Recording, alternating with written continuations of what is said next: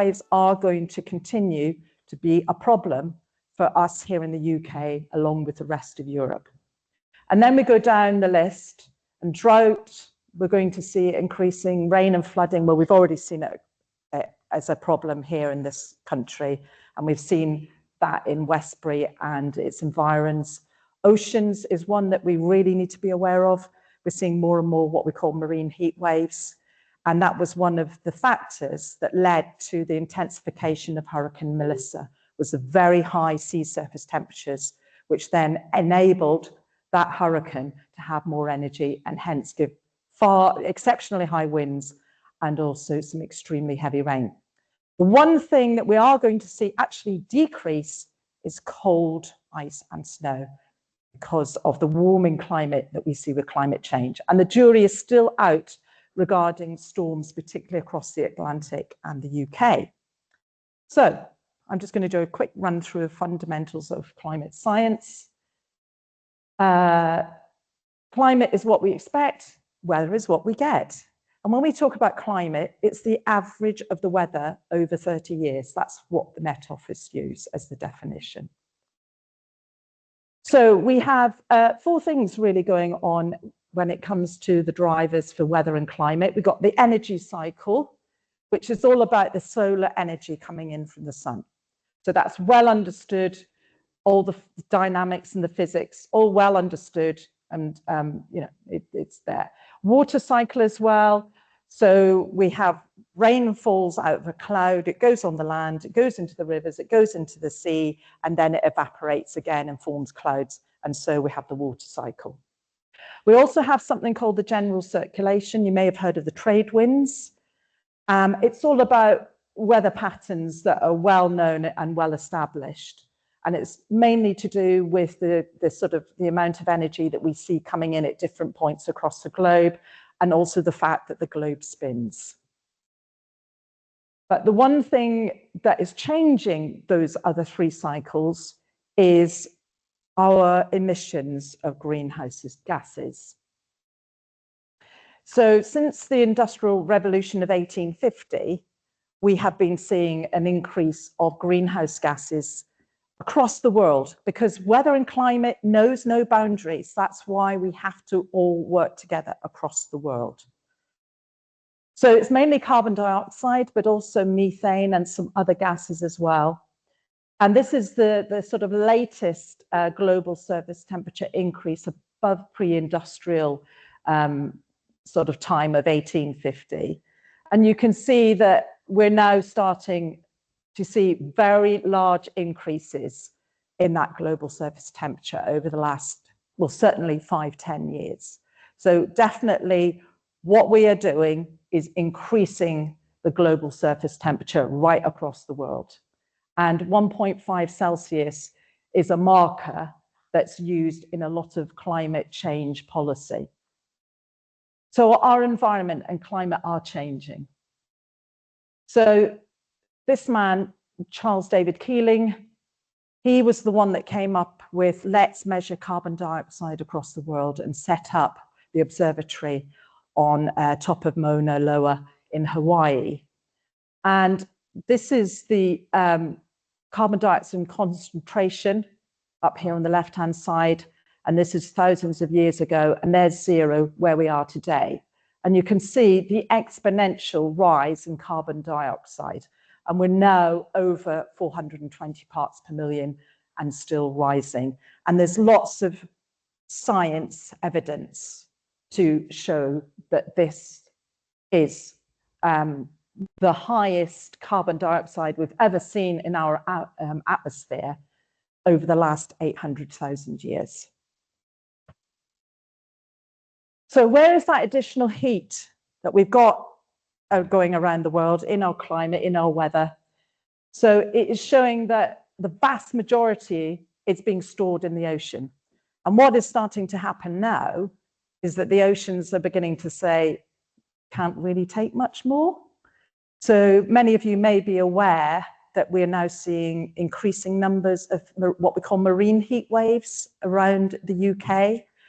And for the last couple of summers, we've seen temperatures, sea surface temperatures of 20 Celsius along the south coast of England, which is a real marker. And some of you may have been watching those nature programs that have shown bluefin tuna, whales, porpoises, all sorts of other marine life that can survive in those temperatures are now being seen in our waters. So we are going to see a lot more changes to marine life. There is no doubt about that, because the oceans now are kind of coming to their limit. So indicators of a warming world, we've got a vast number here, but basically with the warming land, we're seeing glaciers and snow cover, less of it. The season is shorter, and so spring is coming earlier. So we're seeing species moving northwards. So for example, we've seen Asian hornets, we've seen certain kinds of mosquitoes in the UK over the last few years, and that is only going to carry on. So there's lots of things that indicate that the world is warming.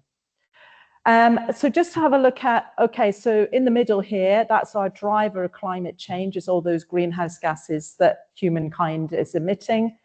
And then we have changes to the climate system, which I just outlined. So for example, warming oceans, also more extreme weather, which I'll come on to a bit more detail in a minute, but also the impacts that we're seeing happening because of all of that. So we're seeing more intense localized flooding, and we've had that in Westbury and its surrounding area during the last 5-10 years, and that is increasing. And then we've got other things as well, forest mortality and increased risk of fires. So what we're finding with wildfires is that because we're getting milder and wetter winters, the growth is really increasing through sort of autumn and winter and spring. So we get to early spring and we've got a lot of green growth, and then we get the dry easterly winds, a lot of sunshine, a lot of warmth, and that just, if you like, kills off that green growth. And so we've got these huge amounts of sort of dry fuel, which result in the risk of wildfires increasing. So the other one as well that is quite important is heat stress, because we're going to see heat waves increasing, and this is going to be a real issue going forward for health. So the projected impacts across the UK. So this is just looking at the state of the UK climate for last year. And just to say over here, it's just talking about our climate is warming at a rate of approximately 1/4 degree per decade. And that high temperatures, extreme high temperatures have become more frequent and more intense. And here is the sort of weather map from July 2022, indicating temperatures really very high indeed across England and Wales, and topping out into the low 40s over eastern England. The other thing to note is that UK sea levels have risen, and they will continue to rise, because as the oceans warm, they expand, thermal expansion. So we're going to see those rising, and also not only that, thermal expansion, but also water coming in from melting glaciers and ice sheets, both in the Arctic and the Antarctic. So while Wiltshire itself is not going to be seeing problems from flooding from sea level rises, we can see the Somerset levels, and also quite a lot of coastal areas of Somerset are really at risk of from flooding from sea level rises by the time we get to 2050, which is only 25 years away. The other thing to know is that our winters are getting wetter right across the UK. So England is this line here at the bottom, but you can see that gradually we are seeing those wetter winters, and that's certainly been borne out by weather statistics over the last 5, 10, 15 years. And that is why we're going to see the risk of increased flooding as well. Okay, so just looking at heat waves in a bit more detail. So weather warnings. How many of you are aware of weather warnings? Yeah, okay. So weather warnings have, they've used to warn of severe weather. And a few years ago, extreme heat was included in that severe weather warning service because we've seen from the heat waves across Europe over the last 10, 15 years that mortality is increasing. So it's important that we warn of extreme temperatures, extreme heat. Now, the thing about high temperatures by day and by night, just to take note of this, is that you might have high temperatures during the day, but if the temperature doesn't fall at night, then people don't have a chance to recover. So that's why it's really important to understand that high temperatures by both day and night are really, really very crucial. And we have a definition called a tropical night, which is where the temperature doesn't fall below 20 degrees. And we are seeing the number of tropical nights increasing across the UK, and really quite, it's quite a marked increase.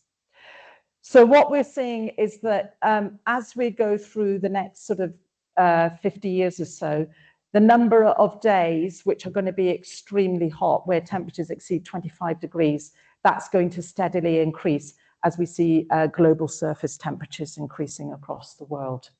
And what are the impacts going to be? Well, we're going to see increased risk of heat-related heat conditions and mortality. It's going to affect transport. May be aware of all the trains being affected by rail buckling, and also energy demand is going to increase, particularly for air conditioning.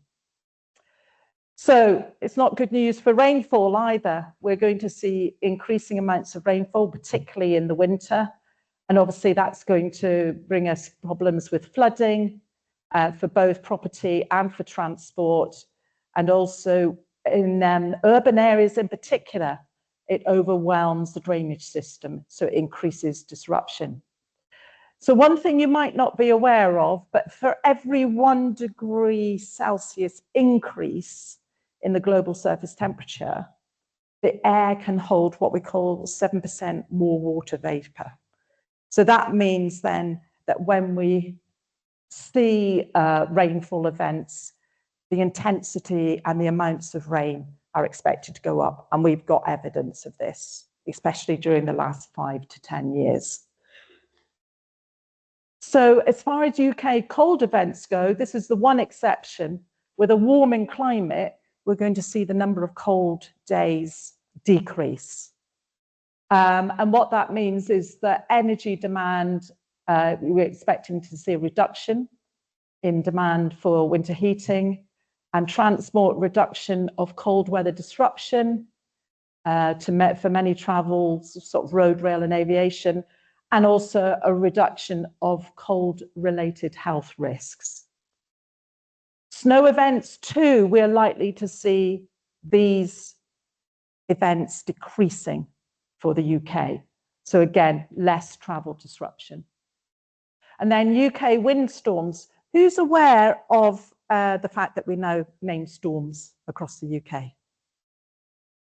Yeah, so everybody. Okay. So we've had Storm Amy just a few weeks ago. For us here in the southwest, we didn't bear the brunt of it, but for more northern parts of the UK, Northern Ireland and Scotland, that's where we saw the worst of the weather. And I can say that for Scotland, they shut all the railway lines north of a line between Glasgow and Edinburgh.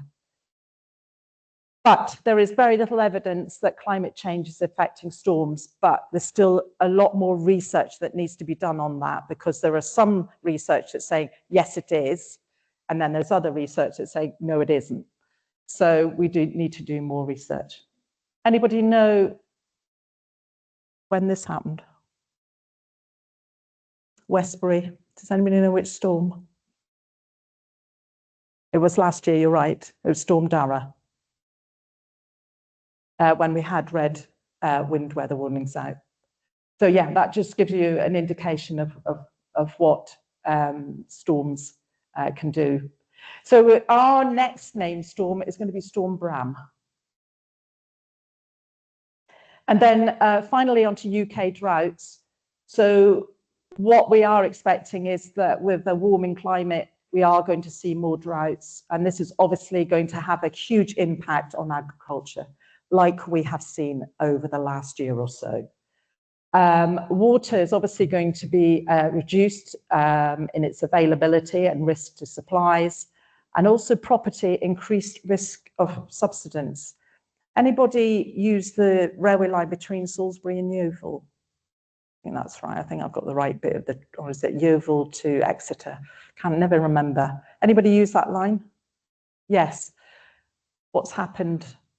Speed restrictions, embankments are subsiding because they're cracking and less moisture. Thank you. Absolutely. Yeah, and it's all to do with the geology, which is clay, which when we have a drought or a lot of dry weather dries out and, as you say, shrinks. So then causes problem for the railway line. And they're going to have to do major work to sort out that railway line. So mitigation and adaptation. So there is a lot that we can do to mitigate that, the climate, the sort of effects of climate change and where we see ourselves at the moment. So we've got renewable energy, both wind and solar panels. Why do you think wind farms might be a good idea for the UK? Brilliant. Absolutely right. The UK is the windiest country in Europe. So it makes perfect sense for us to look at how do we harness that advantage that we have. Solar panels, oops, sorry, going back. Solar panels, we've had a sunny summer, so they can also be in the mix as well. And the other thing is to build more efficient housing and buildings so that we can reduce heating costs. And then also look to have an electric or a hybrid car as well. But there's lots of things that we can be doing to help mitigate climate change. And I saw on the boards at the back there, Wiltshire Climate Alliance, that you've got lots of lovely suggestions how you as an individual can help with mitigation. So adaptation, that's the other side, is that we just let it go and we just learn to adapt and become more resilient. So here, we're about there. So we're just on the cusp between the wetter side of the UK and the drier side of the UK, but we're definitely in the warmer part of the UK. So the greens are opportunities, and here we've got species gaining suitable climate space. So we're already seeing that, aren't we, with agriculture, changing the crops that are being grown to suit the changing climate. But there's an awful lot of risks as well. So risk of widespread water supply interruptions. So I know that, this last summer, we had quite a few water restrictions, particularly in Southeast England and East Anglia. So the other thing is sort of things like soil aridity, water scarcity risks for agriculture and forestry. And then we have quite a lot of coastal risks as well.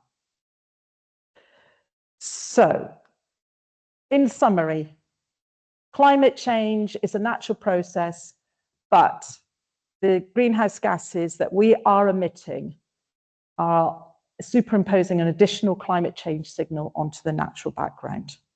It's irrefutable. So, as we just talked about, global mitigation efforts are needed and adapting to climate change is essential. And there are climate services out there which can help to manage the risks and opportunities posed by climate change. And the local authorities can certainly work with the Met Office, who I work for, and they can provide lots of, really useful information. But I just wanted to end on the four types of impacts that we can see across the UK, certainly going through to 2100. So first of all, we're going to see milder, wetter winters, and we're already seeing that. Secondly, we're going to see hotter, drier summers. We're already seeing that.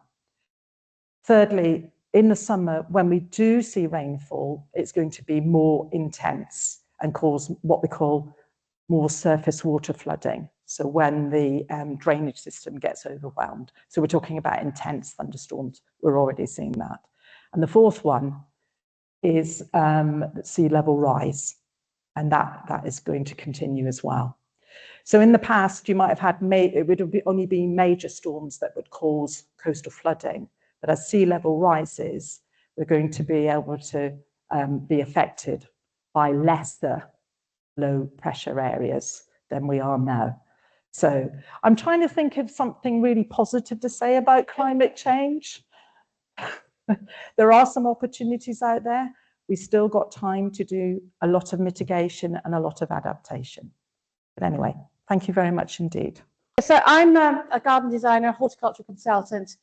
I was also a practical gardener for about 15 years until my back gave way. So I've had my hands in the dirt for nearly 3 decades now. And today's talk is going to hopefully bring some sort of positivity, because I'm sure, do you all feel like after hearing all of that news, there's nothing we can do until big oil sort themselves out? But there are a few things that we can do ourselves to mitigate this. So I'm going to give you some talk about resilient gardening and how we can make our own little outside space do a little bit of good for the world. So I'm going to try not to be too preachy, maybe a little bit, but just give you some really useful hints and tips that I've learnt myself by being on the tools and as a garden designer. But first of all, before I start, who here has a garden? Fabulous.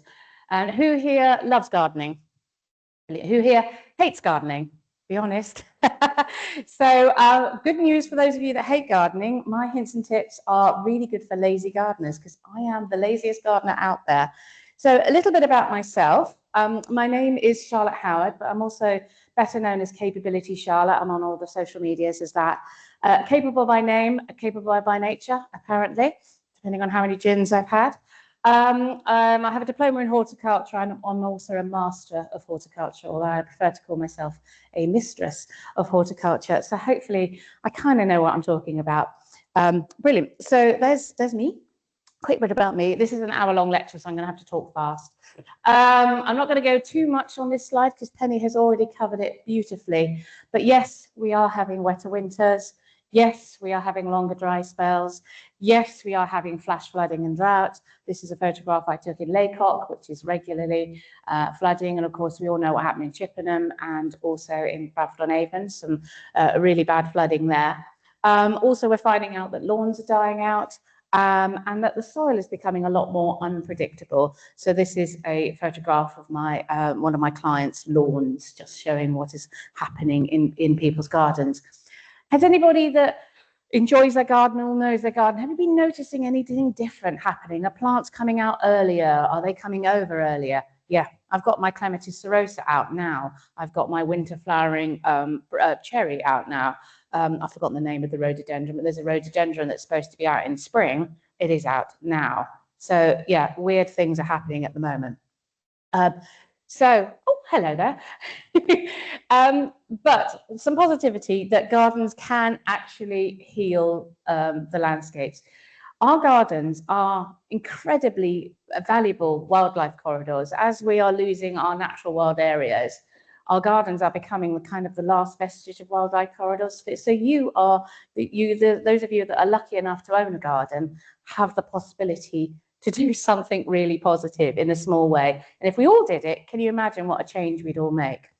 One of the greatest things is the more you plant, the cooler the area is. And this will reduce something which is called urban heat island effect. So particularly if you have a city garden, this is incredibly important. And of course, gardens are an incredibly good way of supporting biodiversity. So designers, I'm a designer, and every garden I design, I design natural, wildlife-friendly gardens. I use as very little hard surfaces as possible, and everything within there has a double use. It is both beautiful and good for the environment. So we as gardeners have the possibility to lead change in a really good and positive way. And as you do it, people will learn from you, and so it will grow. And of course, wildlife friendly also means climate friendly. So it's a win-win situation. So when I design gardens, I always design with nature in mind. That is really, really important. This is one of my designs. It's from a lovely client in Westbury.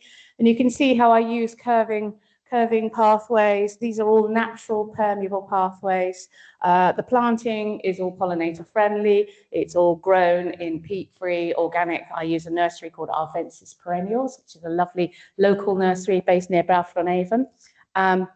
And everything is organically grown on site and also peat-free.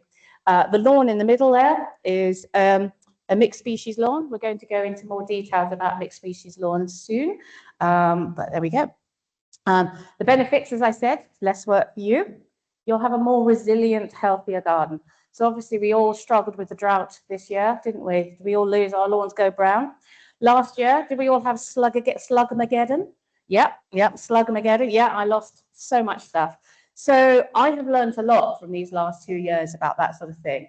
And also, it can be beautiful. It doesn't have to look like a mess. So you can see, I'm going to be looking to see how beautiful your garden can be.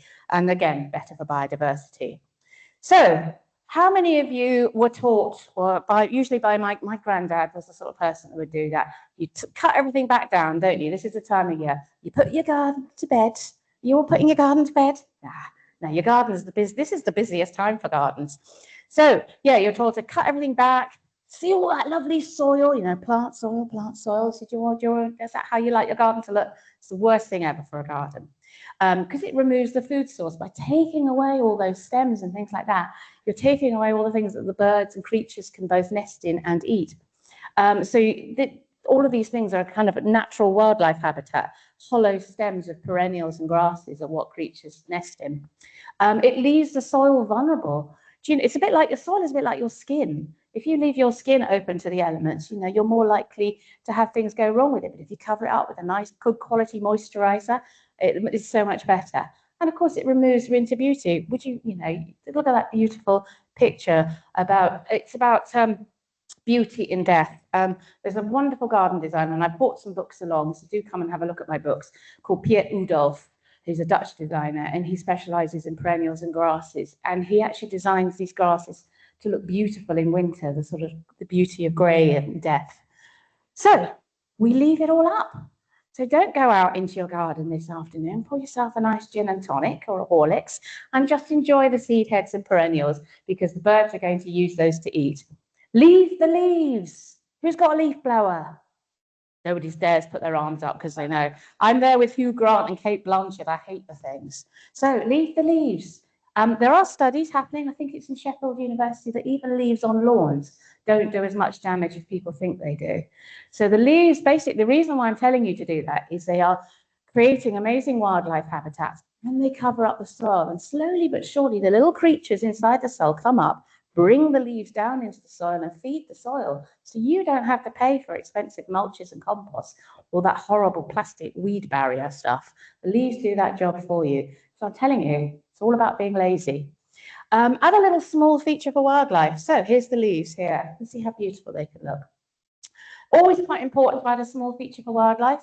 We had to cut down some birch trees in this particular garden to make room for her sauna. Oh, I know, don't ask. But we kept the birch trees and created kind of sculpture with them and drilled holes in them. So it's like it's a sculptural bee hotel. So make something, you know, it doesn't have to be one of those, you know, things that you buy on Amazon, those bee hotels, which actually aren't particularly good for bees because they're very hard to keep clean, those things it's much better to use straws for those nesting bees. Do ask me lots of questions because I'm rattling through this. So yeah, there's a bee hotel. Another cute little thing is a bug snug. I don't know if anyone has ever seen these on Instagram. They're very popular at the moment. All you do is just make a few bamboo canes into an obelisk wigwam. And then when you're cutting back your perennials around March time, you just stuff all the dead stuff into the bug snug. And it can actually be really artistic. This is my friend, the Mindful Garden Company, and she makes the most beautiful bug snugs. So do follow her. Great project to do with children as well. And so within that, the perennials are rotting down nicely, and also the bugs are all snugly inside and warm. So again, you don't have to buy an expensive bee hotel or make anything that. So the most important thing with gardens is soil. That's all I can say. Every problem that comes back, you know, pests and diseases, all of those sort of things. Weak plants is because your soil is not strong enough. Soil is just, it is the whole thing. It is everything that we are based on. Without soil, and this is where agriculture fails, because farmers aren't caring for the soil correctly. So soil will support the plant growth. It can also store and filter water. So you'll notice studies have been done with soils that have quite a lot of organic material in them. They actually hold the water like a sponge, whereas poor soils, soils that are over-tilled, there are some farmers that do that, you'll notice that there'll be a considerable amount of water runoff. So quite a lot of the flooding is happening because of agriculture and poor soil management. But that's a whole other lecture. Soil is one of our biggest carbon storages, actually, so it locks in carbon. It also sustains biodiversity. So in a single teaspoon of soil, I think there's like more organisms than in the whole planet put together or something. So there's, the worms that you see, and there's hundreds of different tiny microorganisms you don't see, and it's all going on. The soil is very much like your gut. And, you need to feed your guts with good bacteria, and it's exactly the same as soil. And if our gut isn't well, we're not well. And it's the same with your garden. So look after yourself. So if you do anything this year, mulch. And I'm going to go into that in a bit more detail. So mulch, mulch, mulch. This is about the amount of mulch you should be having for your garden. Very good. It's much cheaper than going to the gym. So you get yourself a nice ton bag of mulch. Soil improver is quite a good thing. So a mulch is basically anything you put on the surface of the soil. That can be cardboard, it can be bark, it can be chippings, it can be all sorts. So anything, but I like to use something called a soil improving mulch. So if you're wanting to mulch, that's my advice. I tend to mulch after Christmas. So I'll do my cutting back of my perennials, and then I'll mulch over them just to make it look nice and tidy. And that's quite good. If you mulch this time of year, it can be washed away by the wet. And I will do a second mulch in the summertime. And this is becoming increasingly important. I'm finding, this year with the drought, because I mulched, quite a few of my plants managed to survive. So I feel quite smug. So yeah, we can use bark, compost, straw, strunch is something else that's quite fashionable. But again, if you're on a budget, just cardboard is fine. Just make sure you take off the sellotape, just water down the cardboard, and Bob's your uncle. Here are some soil improvement ideas. Has anyone heard of no dig? Yes, Stephanie Hafferty is my no dig hero. It's actually an ancient practice. It was made popular by, I've forgotten his surname now, but he was the head gardener of Levens Hall in the early 20th century. So he started no dig, sort of made it popular, and then people picked it up. Quite a few female gardeners actually in the 1940s, and then Charles Dowding is the king of no dig, but I like Stephanie Hafferty. She's really good. Another thing is so no dig just basically means, it's what it says, don't dig over your soil, just let it. So when you get your mulching, don't dig it in, just leave it on the top.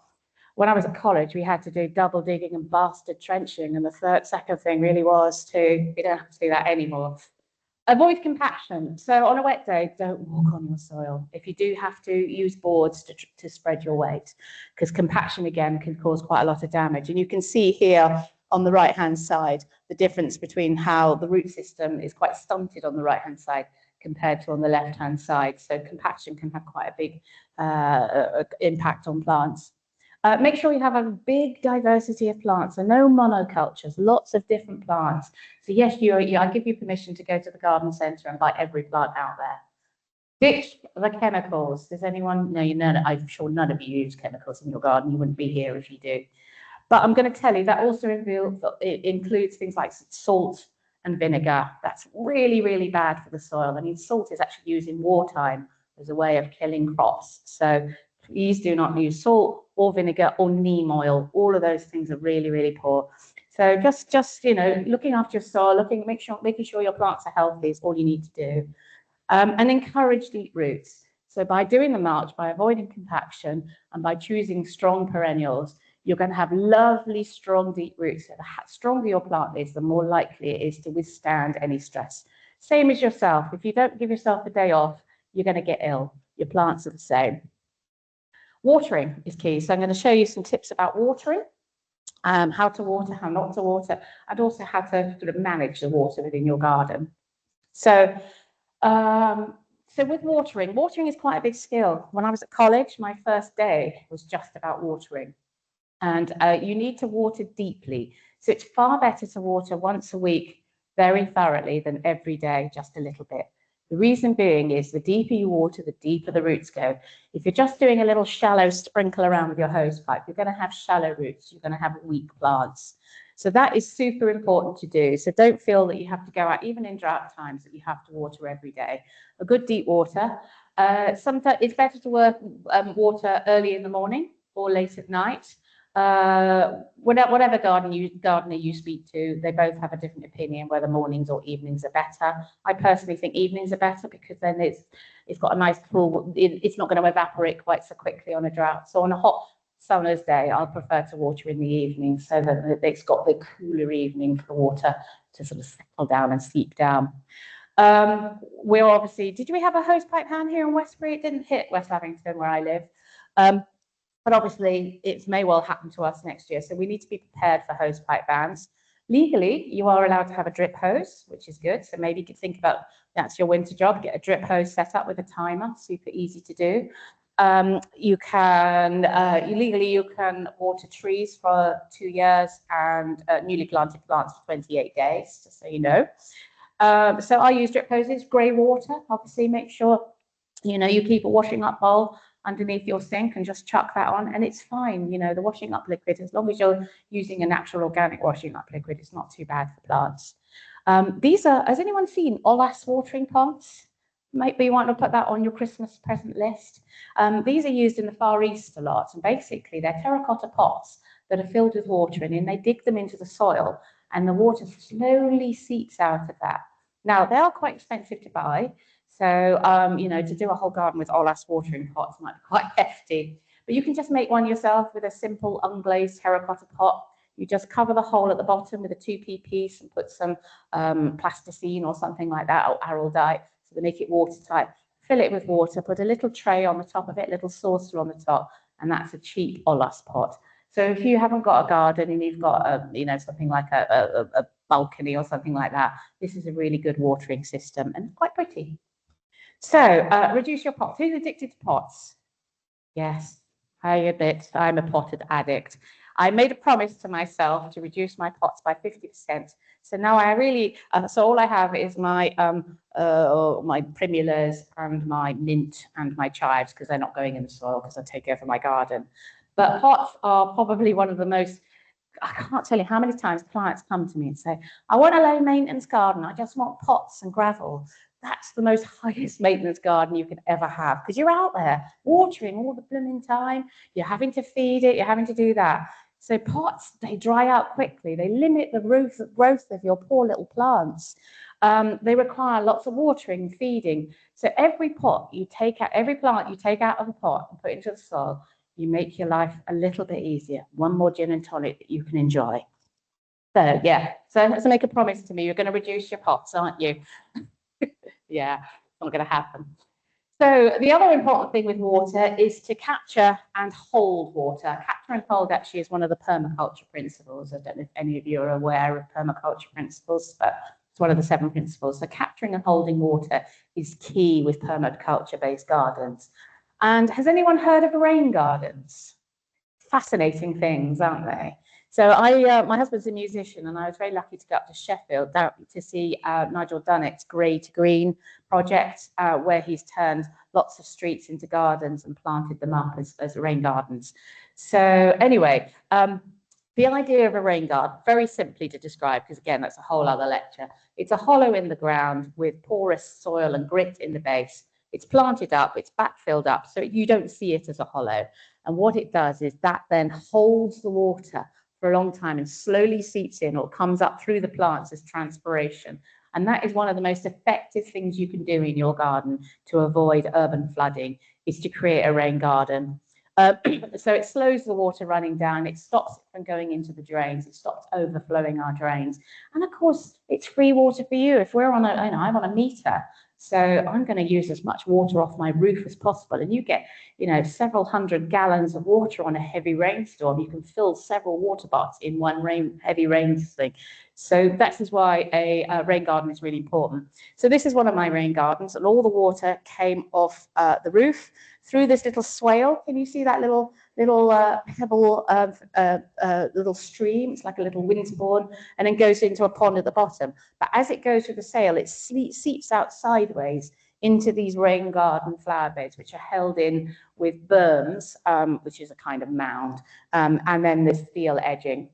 So all the water is now kept in the garden, and she now get a £30 rebate from her water company because all the water is kept in the garden. Quick legal point: rainwater gardens must be 3 meters from the house, but that's the only thing you need to know. But loads of really interesting information about those. Grass. Who loves the lawn? Who loves their stripes? I'm not going to be sexist, but probably most men in the room are the lawn lovers. So I'm not going to give you a bashing about lawns, because lawns have an important purpose. As a garden designer, I think they're a void amongst the mass. The perfect lawn is one of the things that everyone attains for. It's a very colonial thing. It's quite middle class. We don't want to be doing the perfect lawn. So perfect lawns are becoming more and more unfashionable. So again, you can put away the mower and enjoy another gin and tonic. So the perfect, lawns though are a very good carbon capture, but they are better if they're a mixed species lawn rather than a monoculture. I am known as the plastic grass queen insofar as I hate the stuff. So I have been running a 10-year-long campaign against artificial grass. So unfortunately, the love and need for perfect lawns has led to this sort of fascination with plastic grass. I'm not going to ask you to put your hands up because I will judge you if you have it in your garden. So a mixed species lawn, again, there's lots of companies out there that you can buy turfs from that are mixed species lawn. So this is a lawn with, your grandmother would have said, with loads of weeds in it, you know, ground ivy, Bellis perennis, all of those sorts of things. But actually, all of those perennials within a lawn help make a much more resilient lawn because they have deeper tap roots, which bring up the moisture to the more shallow-rooted bents and fescues. So bents and fescues are our natural native grasses. So that's a really good tip to use. Try to avoid perennial rye. It's very quick growing, very green, but it's actually a cattle feed. It's not suitable for lawns, but it's quick to die. I've been experimenting in my own garden with a clover lawn. This is my own garden. So I have horrible new build garden soil and new build turf with plastic netting in it, which I hate. So slowly but surely, I've been overseeding it with clover, and it's been incredibly successful. So there it is. You can see the clover in there. And this was taken in the height of summer when everyone else's lawn was brown. So I was feeling very smug. So thyme is also another possibility. So we might have to be moving from clover to thyme. Clover, though, is very resilient. It's dog-proof, it's shade-proof, it's child-proof, doesn't need mowing as much as well. So really, really resilient. It's used a lot in the Mediterranean, so we may well be having to think about that. Wildflower turf is also really beautiful. This is a wildflower garden I designed just up the road in Bratton. So this is just wildflower turf put around a pond. And then another option, if you don't want to have anything like that at all, really, really tough, would be some sort of gravel. I'm a big lover of hogging. Has anyone heard of hogging gravel? As Doug, self-binding gravel. So it's a self-binding gravel. It's a mixture of gravel, sand and clay, and the clay binds it all together. I try to avoid hard landscaping where possible, and no hard landscaping is great. Everything has to be dug out of the ground, but this is the least worst option out there. And what's lovely about hogging is because it's self-compacting, it's good for wheelchairs, good for Zimmer frames, good for pushchairs, but also you can plant in it. So this is just pea gravel. This is my own little garden, little side passage down the side of my thing. And I've just got gravel with, that's solarolii, mind your own business, which is another really good lawn alternative, very popular in Japanese gardens. Ornamental grasses are great. Is anyone a big fan of ornamental grasses? Yeah, very pretty, very easy and great for wildlife. Millennia is one of my favorites. It's really tough. It will withstand both drought and also wet. And they have lovely seed heads. This is a breezer, a common name quaking grass. This is the larger variety of the quaking grass.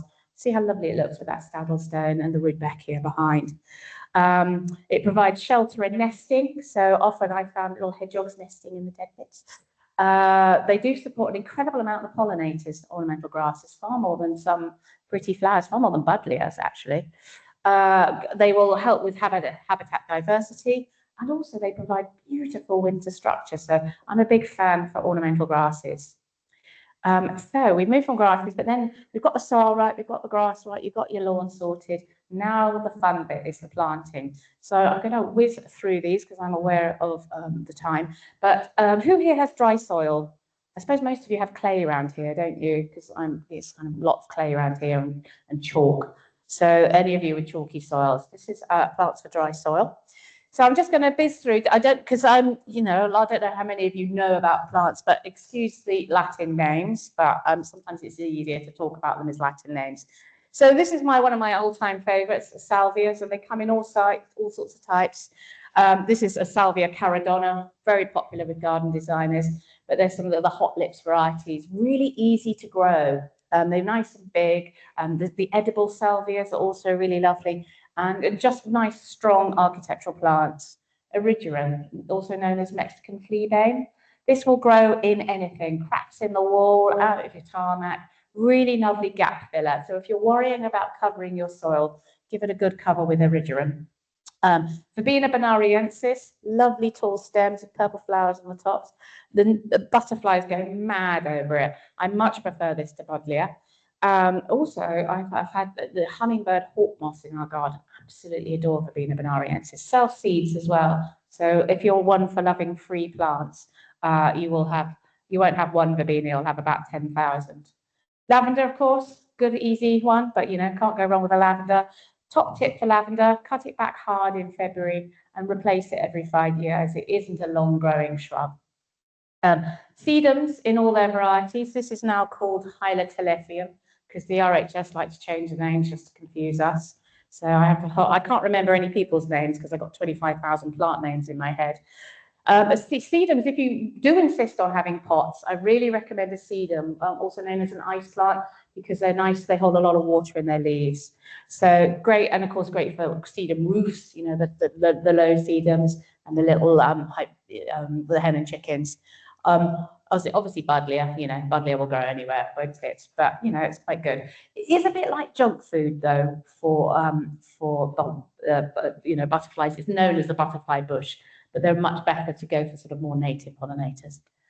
Cistus, nice little shrub, very nice little rock rosy shrub, great for early spring colour to get the early pollinators, quite easy to grow, and as I said, really happy in all kinds of droughty weather, so that would have thrived in the summer. Echinacea, I can't grow echinacea, I'm really good at killing them. It's a great advert for my business, isn't it? But yeah, cone flowers is a common name, really lovely, easy plant to grow, unless you're me. Achilleas are one of our native plants, also known as yarrow. You'll see it a lot in mixed species lawns. Flowers and flowers and flowers. Just don't get a white achillea because they look really horrible when they're dead. Catmint, obviously if you put it in, you'll have every cat in the neighbourhood getting off their tits on catnip. But good, all the easy alternatives to lavender. So I use that a lot on border edges. Rosemary, she's great. She's a lovely one. Look at the pretty flowers you get on a rosemary as well. So it's super easy. Nice tall shrub to fill a gap, and very patient with what you do to her. And she will respond quite well to a hard cutting back. Ceanothus, does anyone know Ceanothus? If you're looking for a good evergreen flowering shrub, this is really easy, and you can see the bee going nuts over that. Perovskia, lovely tall, about this tall it goes, called Russian sage. So if you're looking for some height, so if clients are coming to me for privacy, I'll often do Perovskia and an ornamental grass, and I'll call it the middle class net curtains. Sea holly, again, if you have one sea holly, you'll have 10,000. But again, super easy, great for flower arrangements and for drying. Hardy geraniums, again, super easy. If you've got, they're one of the few things that grow quite well underneath Leylandias, because Leylandias can suck the life and the soil out of the soil. So hardy geraniums are really good for that. And they come in all sorts of shapes and sizes and colours, not to be confused with pelargoniums, the geraniums you have in pots, two very different species. So these are the hardy geraniums. But yeah, and they will tolerate shade as well. So if you've got a shady garden, great for that. And of course, I'm digging up for ornamental grasses. So this is a Japanese garden I designed for a client. And it's got a bit wild and woolly. It's full of weeds, but that's kind of the look. But it works quite well because the grass is softened with hard stone. So plants for wet soil, those of you that have wet soil, usually down the bottom of the garden, brunneras. So brunneras are known often as, they look a bit like forget-me-nots. They're sort of blue flowers. This is one of my favorites. It's one I'm using a lot in my designs. It's called Brunnera Betty Bowring, if you're a plant enthusiast. Very pretty white flowers. The stilbees are great around a pond. Again, attract loads of pollinators, and they come in all colours from dark pink to creamy to whites. Persicarius, great for ground cover, for covering your soil and protecting your soil. Cornus, also known as dogwood, comes lovely in the summertime. So I've shown actually the summer foliage because it's not often photographed like this. So you'll know Cornus for its red stems, its orange stems, its yellow stems at winter time. It's also known as dogwood. It's discovered on the Northwest Passage across America. But what's great about Cornus is it strikes very easily. So great thing to do with children. You just cut a stem and stick it in the ground and it roots incredibly quickly. So you just really, if you are buying Cornus, buy one plant and just take lots of cuttings from it. Don't need any horticulture knowledge at all. Literally stick it in the ground. So great for, again, for a quick ground cover and winter interest. Lobelias are really pretty. There's a lovely one called Queen Victoria, which is red, that I love. Astrantia is one of my favorites, little low growing shrub. The ones named after Italian cities like Venice and Como are really lovely, dark, sexy pink colours. Sanguisorbas goes nicely with ornamental grasses again. If you want your middle class net curtains, that's those. Arum lilies. This reminds me of our honeymoon in Ireland. They were growing wild everywhere, but they love a wet soil. This is my favourite. This goes in all of my garden designs, which is geums. Coatley Tangerine is the famous orange one, but there's Mrs. Bradshaw, which is lovely scarlet. There's Mai Tai, which is pink. Great in shade, great in wet, but we'll also love sun. So it's a good all-rounder. So if anyone asks me, you know, what's a good all-rounder, I would say geums. Iris Sibiricas are lovely for their foliate flowers, but also the foliage is quite nice. That's strappy, grassy foliage. Hydrangeas, so they will love some wet soil. This is Hydrangea Annabelle. A bit overused by garden designers. She can get quite dramatic. She's a bit like a peace lily. She's like, oh, she doesn't like drought soil. Then we have liquid ambers, actias, and of course trees. I haven't mentioned a lot of trees because I'm guessing a lot of you have smallish gardens, but we have an alder here, which is a really good tree. How are we doing for time? I've completely lost track of time. Oh no, we're all right. I've passed. What am I? Yes.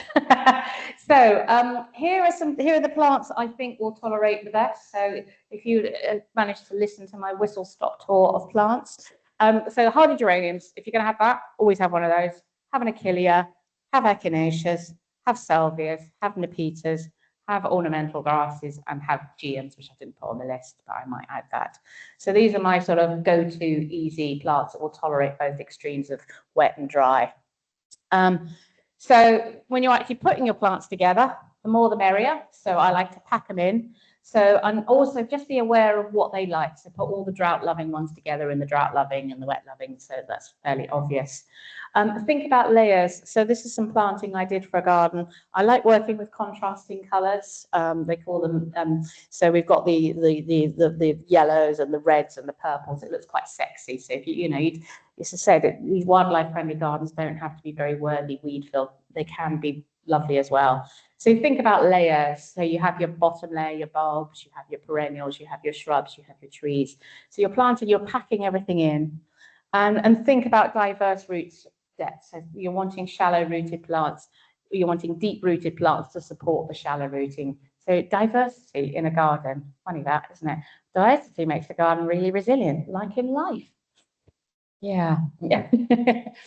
So within myself as a garden designer, obviously, as I said, resilience and wildlife friendliness is key to everything I do.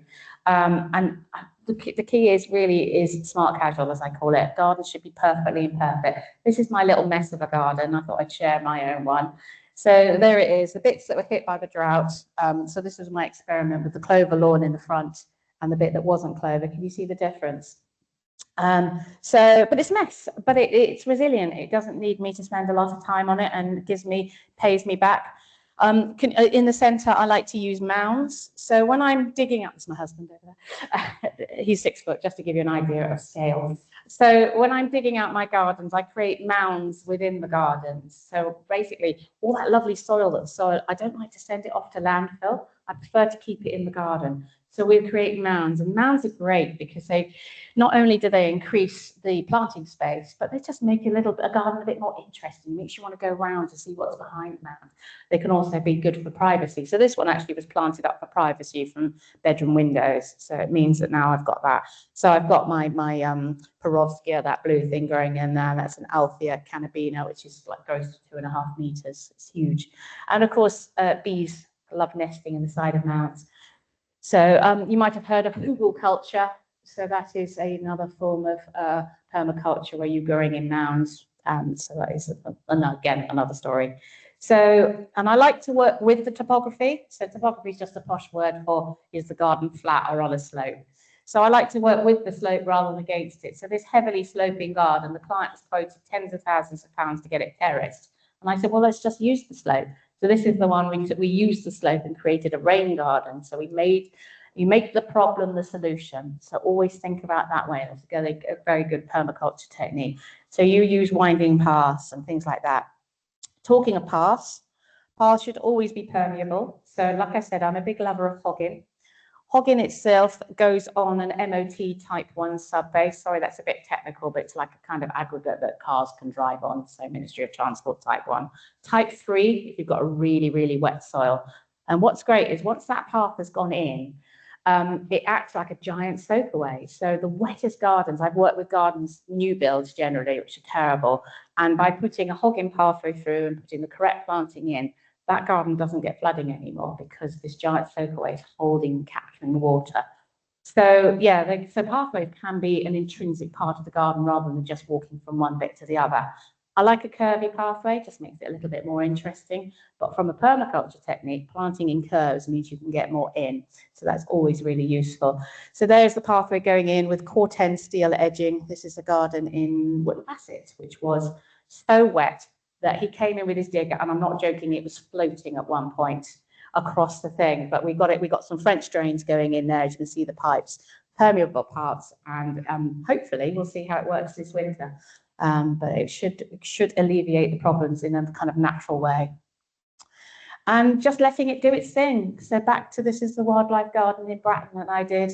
Just dug a pond. It's a clay soil she's got. So we just puddled it. There's no plastic in that pond. It's just puddled clay, some stones and some wood around the edge, and wildlife turf. And Bob's your uncle. So her little granddaughter comes to play 2 or 3 times a week, and this is her special place to sit with her granddaughter. We have it fenced off so she doesn't drown, but yeah, so it's a lovely day, and she just sits in pond dips and chooses. So wildlife gardens are just wonderful places for children to play in and have constructive, interesting play rather than kicking a football around. So my final thoughts, this is my lovely client and now friend Wendy with her wildlife garden. Her husband Steve wanted a lawn. He didn't get a lawn, I'm afraid. So we'll have a moment for Steve and his lawn. She started out him having it, and then she got her way. But lovely Wendy, so she loves this. This is wildlife turf. Mow it down, and it's super easy to look after. But my key points to say to you is work with your site, not work against it. Look after your soil, water correctly, so you all know how and when to water. Keep the water that you've got, all that free water coming off your roof, use that water, put water butts in, put drainage tanks, whatever you can, create a rain garden, so easy to do. Choose the right plants, right plant, right place. That's so, Beth Chatto, she coins that phrase, and it's so important. And then you will have a resilient garden. So you're not going to be stressing about, is it too wet, is it too dry? Because you know very smugly that you've chosen the right plants. And then you could just create beauty through adaptation. So by adapting to it, you can actually have a beautiful garden that you can enjoy. So thank you very much. Has anyone got any questions for me? Yes. Yes. Oh, have you? Yeah. Oh, yeah. Just any ideas to help keep it alive, help with germinate?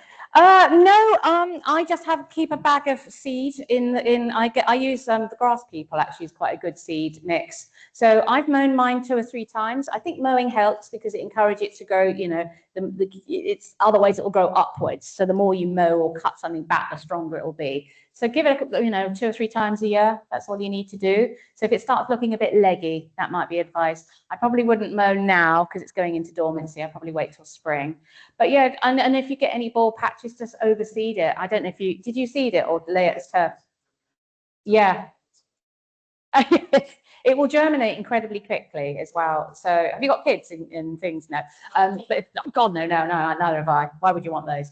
I've got 2 cats, that's all I need. But no, it germinates super quickly. I mean, it'll germinate fairly slowly now because it's winter time. But yeah, patience, and you'll think, oh my God, is it going to germinate? And suddenly you'll wake up one morning and you'll a little fuzz of green. And it's so, yeah, you'll enjoy it. But yeah, it's really easy just to keep it overseeded. Cool, enjoy. Yes. I have no choice. You have to have it. Yes. Yes. No, I'm not judging. Have you any tips specifically? We've been doing hot gardening for a long time. We've got 2 massive aces in huge pots. Yes. Any tips? My number 1 tip, which I forgot to say, so thank you for saying that, is big pots, but you obviously probably, the bigger the better. Small pots are more likely to dry out. Lots of mulch, keep the tops of the soil covered. So for example, your acer, have you got the soil around the acer covered with something, you know, some sort of like a rigerin or something like that, or begonias or something shade tolerant? Because if you keep the soil covered as well underneath that, you'll just protect the soil from drying out. I do love a Corten steel pot, but the problem with Corten steel is it can get quite hot. So wooden pots are usually better, or terracotta pots, something like that, you know, grouping them together. So have you got them grouped sort of close together? Yes. Well, that's the perfect thing. It sounds like you're doing quite a lot of the good stuff. Because they're in pots, they're reliant on you for light and water, so you have to keep on top of your feeding. I do like to give them a mulch, change the soil every now and then, because the soil itself will be depleted of all the goodness, so you need to replace the soil every now and then. Maybe install some sort of, if it's not too ugly, but install a watering system, a little irrigation system. You've probably seen them on pubs, you know, on hanging baskets, those little pipes with the little drips that come down. I did my dissertation for my master's degree on living walls, so I can bore you for hours about irrigation systems. But the best thing to do is one of those. It's quite cheap for, I don't know how much they cost, 40, 50 quid. You can get a little timer from a hose company to put onto your tap, so you can actually time it to go on at night. So 3 o'clock in the morning is a really good time. So you can actually water your pots while you're asleep, or clubbing, depending on where you are at 3 in the morning. So yeah, so get an irrigation system in just to make your life easier. And make sure that you raise them up on little feet at winter time, so that they're not sitting in water. All of those sort of things are helpful. But yeah, pots are hard, aren't they? Yeah, I don't envy you. We used to live in a concrete garden, so like, yeah, I've been there with you. There is somebody called the Concrete Garden, or the Concrete Veg Garden, that I followed.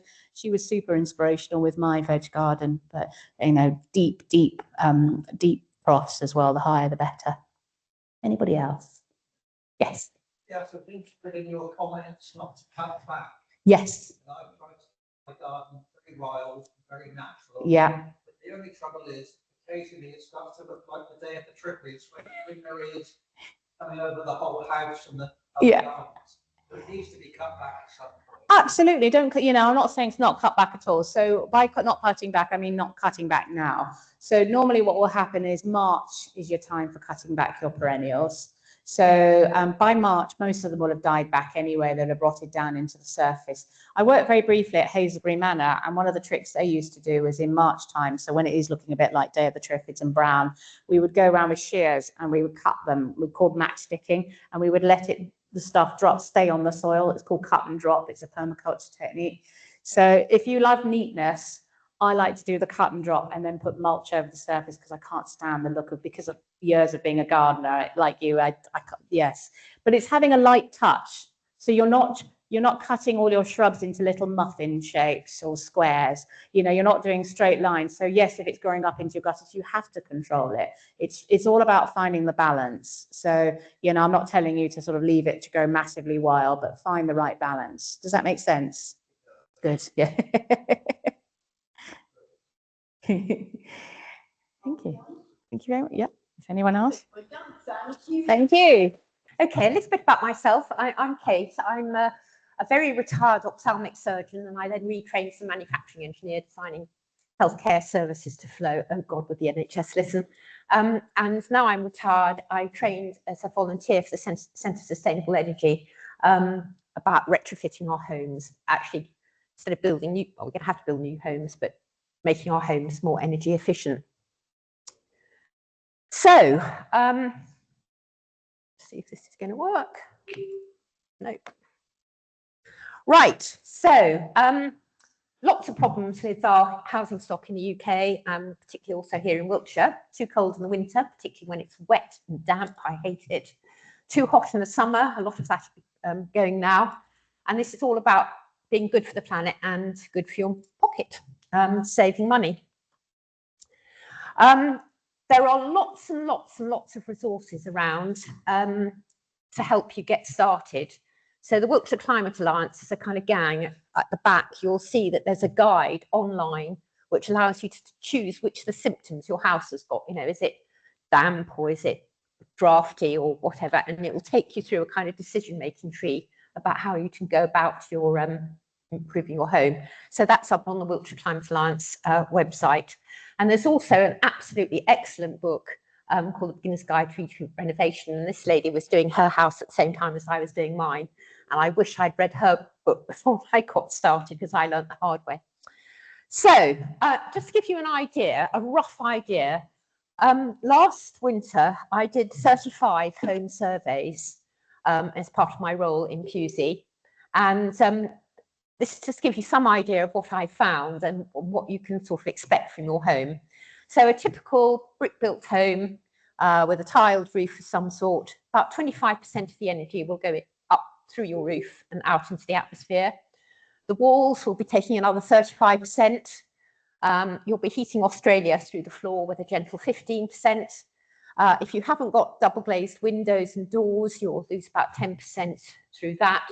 And then draft will account for another 15%. But the problem is, as I found with the 35 homes that I surveyed, is on the whole, people are very good at blocking up the drafts, you know, stuff the hanky in the keyhole. And what you end up with is mold. And one house I went, there was a lady who had thick dog and herself in the house. And she'd put a chimney sheep, chimney sheepskin up the chimney to block the draft up the chimney. And the house literally just turned into a waterfall. So not good for your health, and especially if you're a landlord. You know, we all know that little boy who died from a very, very mouldy home. So you have to get the balance of the insulation and draft proofing right with the controlled ventilation. So where to get started? A thermal imaging camera. I was given a grant for one by Wiltshire Council, and I know that there are some in the library here in Westbury which you can borrow. And there's a very good BBC guide that will help you use them. So take it out as you would a library book and get started. And do these early in the morning before the sun gets up and heats your roof, or late in the evening in the winter when the sun's gone down and the roof has a chance to cool, because the hot black tiles or clay tiles will make it look as if you're losing heat through the roof, and that's not the case. So you need to do it early in the morning or late in the evening. So this is just some of the things I found in Pusey. So the left-hand photograph is a typical 1800s farmer's cottage with a thatched roof.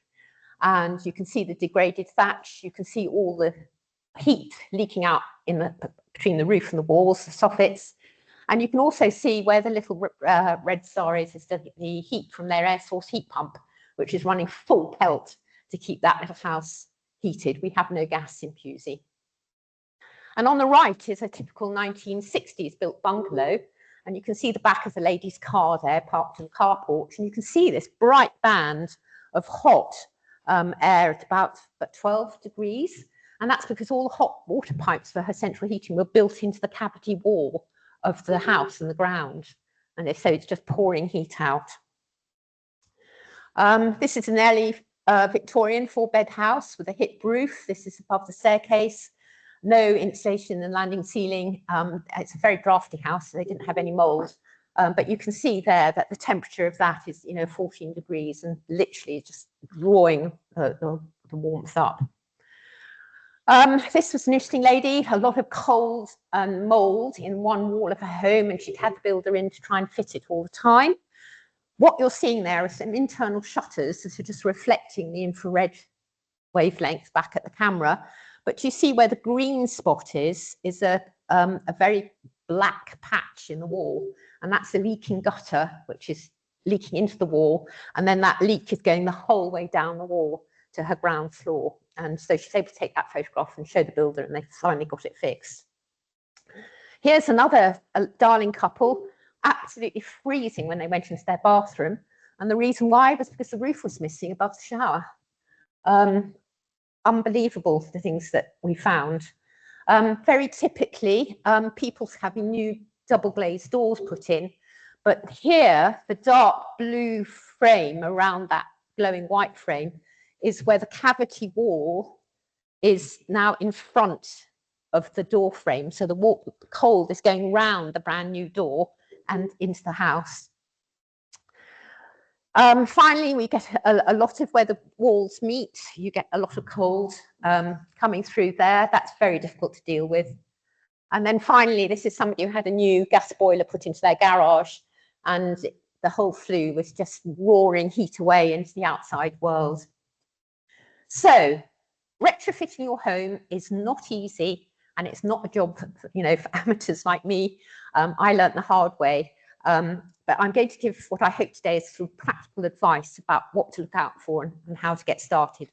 But get the thermal imaging camera, go out in the evening and photograph your house from the inside to the outside and just see what you find.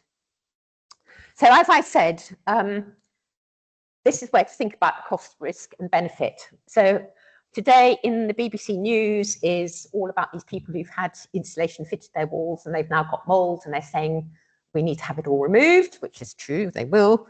So what can you do to your home which is the least risky and the best value for money? Well, the answer is you insulate your attic. So how many people here have got a foot of fibre insulation in their attic? Woohoo, well done. Okay, at least a foot. I have to say, I can't remember any of the houses I looked at had any insulation at all. And the reason why is because there was sort of 4 generations worth of suitcases and Christmas trees and things up, and Granny just wasn't fit enough to travel up the attic. So I'm looking to try and see if we can create teams who will actually go up, get all the Christmas decorations down, sort them out, and then go and roll the insulation out in the top of the roof. It's the cheapest, it's the quickest, it's the least risky thing you can do. And the only thing you have to do once you've insulated your attic is just make sure you've got some tile vents so that you've got ventilation happening, because if you haven't got all that nice hot air eating your roof, you will get mold growing just because it's going to be damp up there. So pushing the tile vents and letting it ventilate whilst you've got a nice blanket over the top of your house is absolutely critical. So a foot of insulation, folks, at minimum. Lots of people go round and tell you to put in cavity wall insulation, and in my bungalow it was injected sometime in the 1970s, and that wall insulation is sort of what candy, I describe it like wet candy floss. It's all sunk and it's actually dragging the moisture across the cavity now. So the cavities were put there for a good reason, which was to stop the water travelling across the solid wall. And often there were little kind of metal loops on the inside of the cavity which condense the water vapour and let it drip to the bottom of the cavity. As soon as you put cavity wall insulation in, you're stopping that system. So it sounds nice and easy, it sounds quick, but think about it a bit. Lots of people now are recommending external internal insulation, and if you do the external method or the internal method, you must have a damp-proof, vapor-proof membrane between the wall and the insulation, because otherwise you will just get the damp going into the wall, and the next thing you'll have is mushrooms growing in your floorboards. So it's not the easiest thing to do, even though a lot of your heat does go out of your walls. So it's expensive, it's specialist, and it's disruptive. So the only thing I could do really here is just warn you that somebody will come along and say, oh, I can do you, cheap a wall cavity installation. Just think a little bit before you launch into it. Drafts, again, cheap and easy, but be very careful. If you block them up and you haven't got any other form of ventilation in your house, you will end up with mold everywhere. That was probably one of the commonest problems I came across in Pusey. And double glazing as a minimum. I replaced all my crystal single windows with double glazing. And statutory now in the building regulations is you have to have trickle vents open at the top of your windows to allow that ventilation and to get rid of the mold. Some of the 1980s fitted double glazing didn't come with the trickle vents. You can get them retrofitted, but if your windows are misty and blowing and they haven't got trickle vents in, again, it might be worth thinking about getting a grant and having those replaced. And when you insulate your home, it's good against the wet and cold from the outside, but it's also good for when it's very hot. So thermal line curtains and blinds, and just hanging up blankets or 2 sets of curtains and keeping that warmth in from where the glass is a quick way of doing it. You can pick up secondhand curtains very cheaply. And if you keep them drawn in the hot summer, first thing in the morning, you end up with a nice cold, cool house in the heat of the day. I see a lot of people desperately trying to cool their homes down by opening the windows and drawing the curtains back.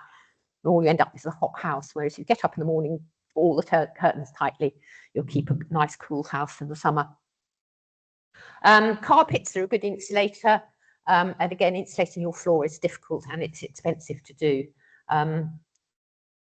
Wooden floors now come with a little kind of mirror film bubble pack that goes underneath the floorboards, and again, that is a good insulator, as is wood.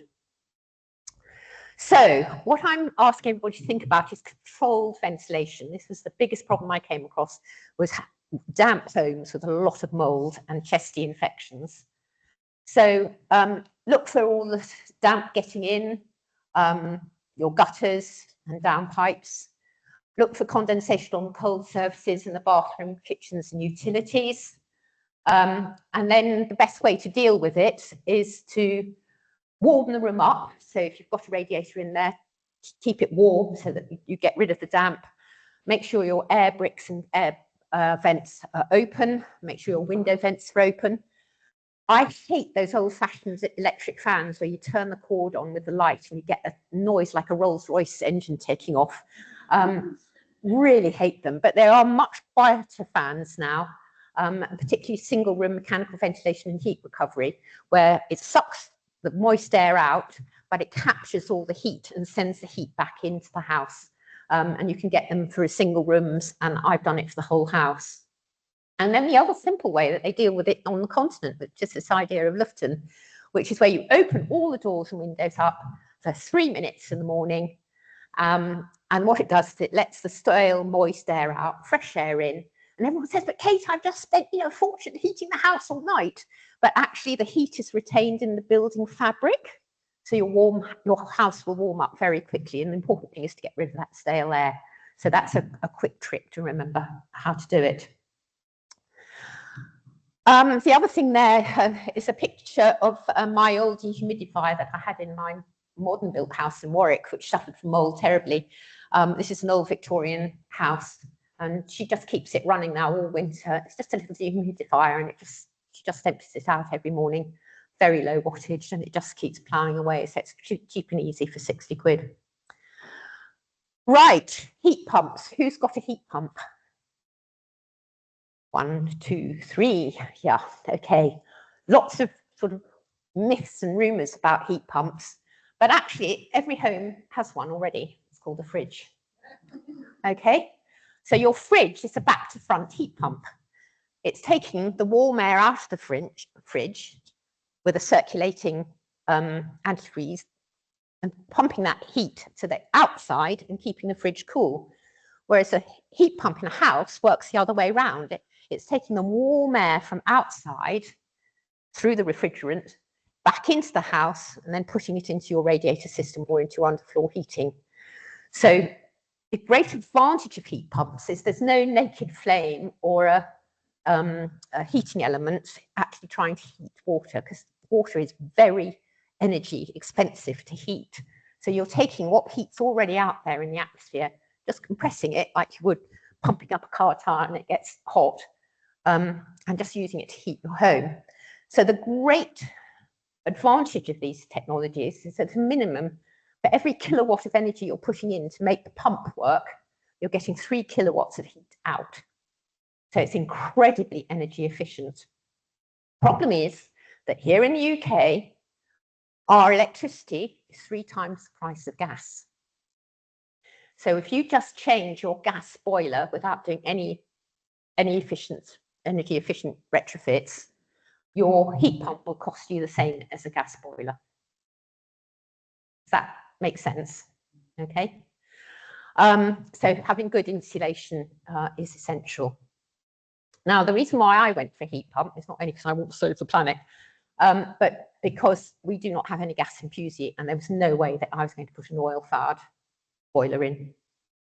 So I didn't have any choice, and I'm absolutely thrilled with my air source heat pumps. It works beautifully.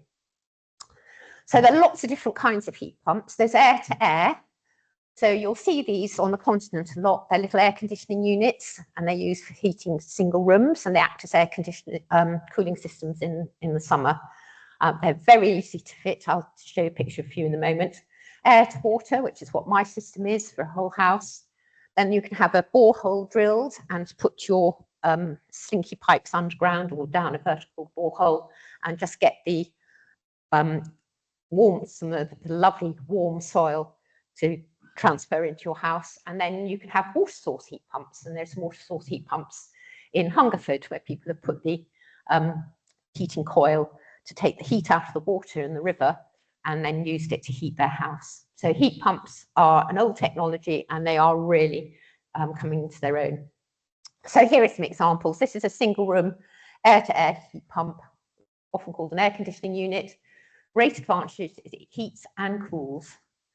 They're relatively cheap, about £600, £650. You can fit them yourself if you're a competent electrician. Electricians fit them all the time. And it just has a little vent unit on the inside and a little pump on the outside, and you just wire it up. And they are a game changer, particularly if you've got a cold room or a room that's very hot in the summer. And because you're getting probably 1 to 5, if you get it pumped up correctly, for every kilowatt you're putting in, you get 5 kilowatts of heating or cooling out of it. So really, really good thing to do, and electricians do fit them all the time. Otherwise, you can go for a whole house heat pump and then, oh, okay, they're so ugly. Well, this is just some examples from the Heat Pump Federation. That's an oil cylinder in front of a beautiful old house. And then all the others are examples of heat pumps. So you can get them disguised, you can get them dark green, you can get them looking like a water tank. You can get lots and lots of different kinds of heat pumps. So myth busting. You can, what's called plug and play, take your old boiler out and put the heat pump in. And the reason for that is 90% of houses don't need new radiators or pipes, because what tends to happen in old buildings is the pipes with a nice big round copper bore, and the builder would go, well, that's a nice big window, measure it with his tape measure, and just go and buy a radiator that kind of look nice, and they're often much too big anyway. So you don't need to replace your radiators. They're very quiet. I've got a kilowatt heat pump going outside, and people actually have to come outside and feel the cool. They cannot hear it. And you get this lovely, lovely, gentle, even heat because the radiators are actually running quite cool. They're not boiling hot and everyone huddled up against the radiator with all the hot going upwards. It's this gentle heat throughout the house.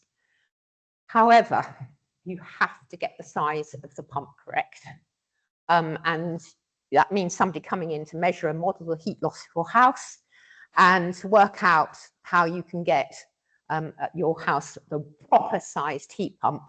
And you will also, if you've got a combi boiler, you'll need to have a water tank to provide your hot water. The place to go is the Heat Pump Federation. They have all the myth busting and will give you all the questions you need to ask when you start to talk about heat pumps with somebody. And then the other company, there's only one company at the moment, but I think this is going to get more common, Heat Geeks. I don't work for them. I've not used them. They're the only company I know who, once they've done the modelling for your home, will guarantee the cost of the energy for running that house with the heat pump. But they'll recommend what you need to do in terms of getting the insulation right. But that's the great risk, you know, you have to kind of at the moment sort of trust somebody to do it. So this is my little house, very modest little chalet bungalow in Pusey, 1965 built, old cavity insulation put in the 70s, which I think I'm actually going to take out now. No insulation in the roof, large double glazed aluminium windows, an open fire with the actual logs still in it, old night storage heaters, they were cold, an immersion tank, and my energy performance certificate was F, which means it's the lowest rank of all. So I moved in and stripped the whole thing out, and I put internal insulation in. So this lies on top, on the inside of the wall. So I've got the outside brick wall, the cavity, the inside block work, and then I've got my Cellutex Kingspan Manock, and there are a whole lot of much more friendly ones too.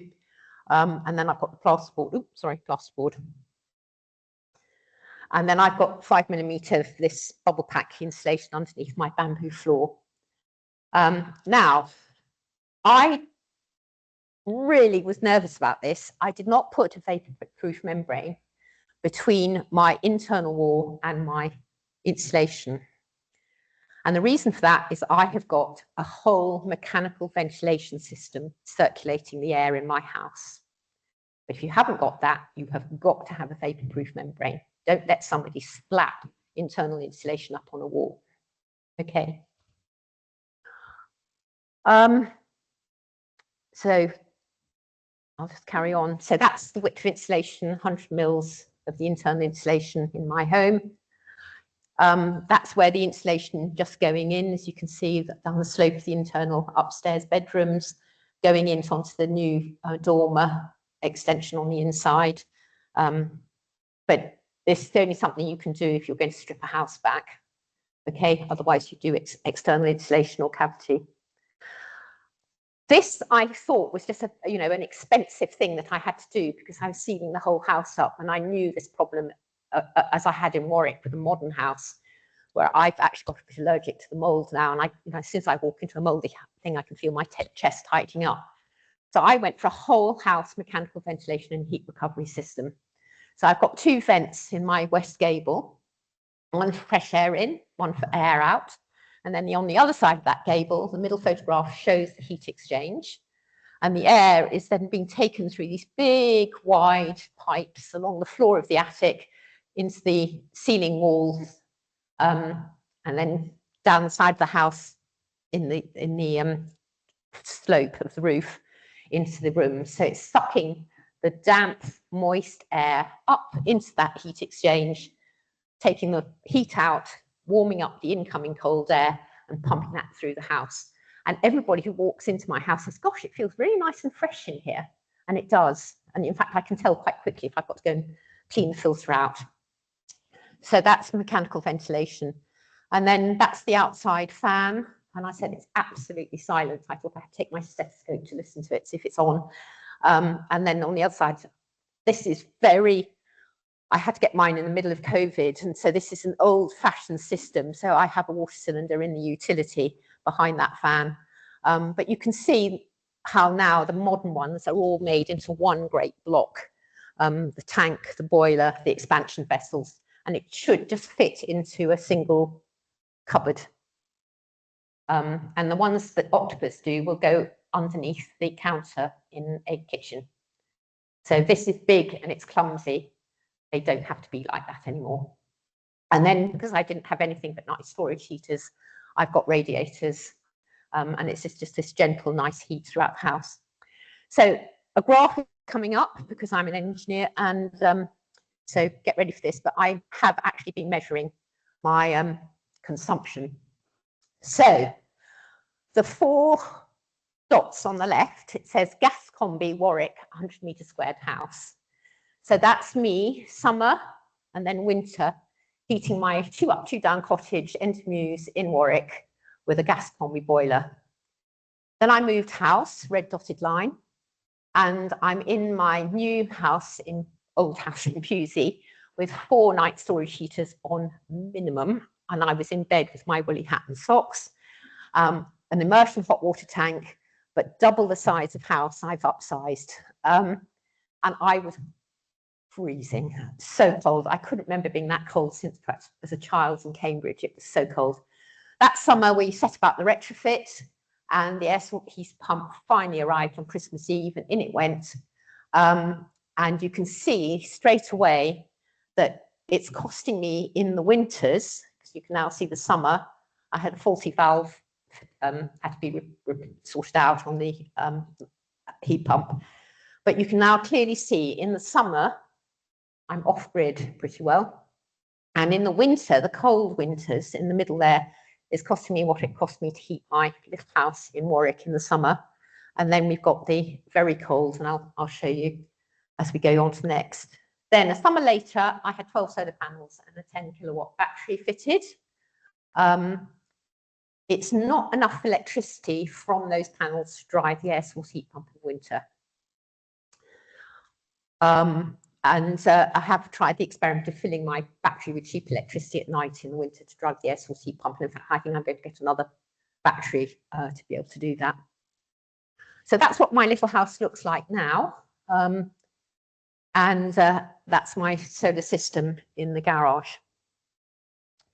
So just to sort of give you some sense, so we've done, so you can see summer, then you can see the wet, cloudy winter days, and then the cold, clear winter days when the pump really does have to work much harder. But as soon as I put the solar panels in on those -3, -4, -5 days that we had last winter before last, my solar panels are nice and sunny. So they're generating about 5 kilowatts. That helps me run the cost of the house. But you will not get enough, unless you have a huge solar panel array and a huge battery, get enough energy to run your house in the winter from the solar panels. Having said that, I am now in a nice, comfy, 20 degrees C house all the time, and it is costing me, well, much, much less. Okay, really, really comfy.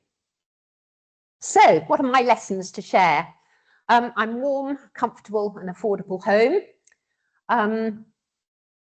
I initially went with a national supplier, and I would recommend, even when you've moved house and you just don't know anybody, find out the local companies that have got a good reputation. If they're integrated with a local building firm, that's also very useful, because you'll need plumbers, electricians and carpenters to do all of this. And you want somebody who will fit the boiler and service it, your air source heat pump. My niggles, I thought I'd been pretty good going from F to C. That was before I had the solar panels put in. And I've dropped my carbon emissions down from 14 to 9.3 tonnes per annum. I want to go less than that, and there's still quite a lot I can do. The installers are an issue, and this is where I would really find your local companies with a good reputation. Reskilling the workforce is quite a challenge. To get a company, a small company that has got the expertise to do the energy survey, size the pump, put the pump in, the electrics and the plumbing, run the software, is a real challenge. So the company has to be big enough to have that expertise and or be able to pull it in. So keep checking. The Heat Pump Federation is a good place to go to find out, and just find out who's had a heat pump, and open homes and visit a heat pump. We can tell you about it at the Wiltshire Climate Alliance. There are cowboys out there. Be careful. Lots of accreditation systems. All the people I used were accredited, and they didn't spot that faulty valve. So again, just check with the Heat Pump Federation about the accreditation you're looking for, and then really check when they got it. In the future, I've just had a home energy survey and assessment done to see where I can work some more on my home. And I've still got the open chimney because I need a secondary heat source. So that would be my next place to focus. And because I've got the mechanical ventilation, I can safely block it off now. If you can, try and find one company that will do all this stuff for you, because then they can make it all integrate. I had to do it separately, and I had to kind of do the integration, which blew my brain, really. And you have to think about secondary heating in a power cut, because if a power cut happens, I have got nothing. Which is true for all of us, but you do need some secondary heating. And I'm still furious that the cost of electricity remains 3 times the cost of oil and gas. We're campaigning very hard to make that change. It's ridiculous that we're subsidising oil and gas, and then we're then paying them not to actually sort the country out, which is infuriating. So just very quickly, this is what nightmare can happen. Has anybody got an electric boiler? Good. Okay. The cost of running electric boiler, where you've got an element heating the water, is unbelievably expensive. So it's 6.29 for a kilowatt of gas at the moment. It's 26.35 for a kilowatt of electricity. It's unbelievably expensive. They're only an option for a small home with very low use. And if you move from gas to electricity, you get rid of the standing charge for gas. So it can be economical, but only in a tiny home. I would, if in that case, I would go for an air-to-air air pump. So this is a poor gentleman who called me in, 4-bedroom house, and he'd asked for an air source heat pump, and the people arrived and said we couldn't get one, and somebody convinced him to fit an electric boiler. This is his bedroom. It's had a wall taken down, a partition wall. So it's a nice big bedroom. And you can see on the left, on the right, is where the radiator, roaring away, is going up some unthermally lined curtains. And it's just being reflected along the top of the ceiling. And the other half of the bedroom is just completely cold. There's this hot, hot, hot radiator, and there's no convection. And there was absolutely no insulation in the attic. And he's basically just turned the whole damn thing off and got himself a stove, and he lives in his sitting room during the winter. So do be careful. There are grants, lots and lots of grants around. So don't be frightened about applying for a grant, boiler upgrade schemes, new window schemes, lots and lots of grants. The government website's there, and I'm sure this presentation is going out. So that's it. Any questions or abuse at this point? Obviously, with solar panels, they talk about the amount of time it will take to ultimately pay for itself. Have you done any calculation? I have. To pay them back, it would take 16 years, all right? But if I put the same amount of money into an ISA, how much return on investment would I get? A couple of percent. I'm getting 7.5%. Okay, so the payback is immaterial. You know, they'll go on to feed the next generation of the house. For me as a pensioner, it's the cash return I'm getting tax-free from the electricity I'm generating. And then I get paid again for the electricity I sell to the grid. So, really good thing. Also, if you just get yourself a battery, if you're in a thatched house and you can't put solar panel up, get a battery and fill it up with cheap electricity at night to run the house during the day. And that, again, will save you a lot of pennies. Any other questions? Yes. Interested what you were saying.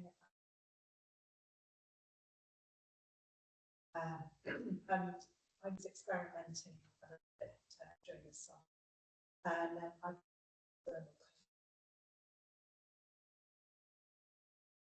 much better.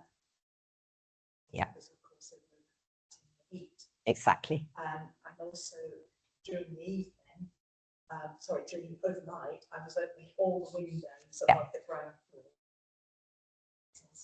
and just getting airflow through, and that also appeared to help. Yeah. Lower the temperature.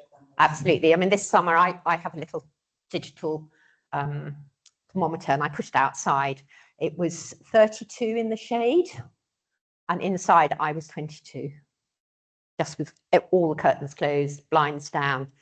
opened it up in the early morning, got the cold air in, closed the door down, and it was, I was cool enough, and I was trotting around to make sure my neighbours were all right. So if you can get your house insulated, you've got it insulated for both cold and hot. Yeah.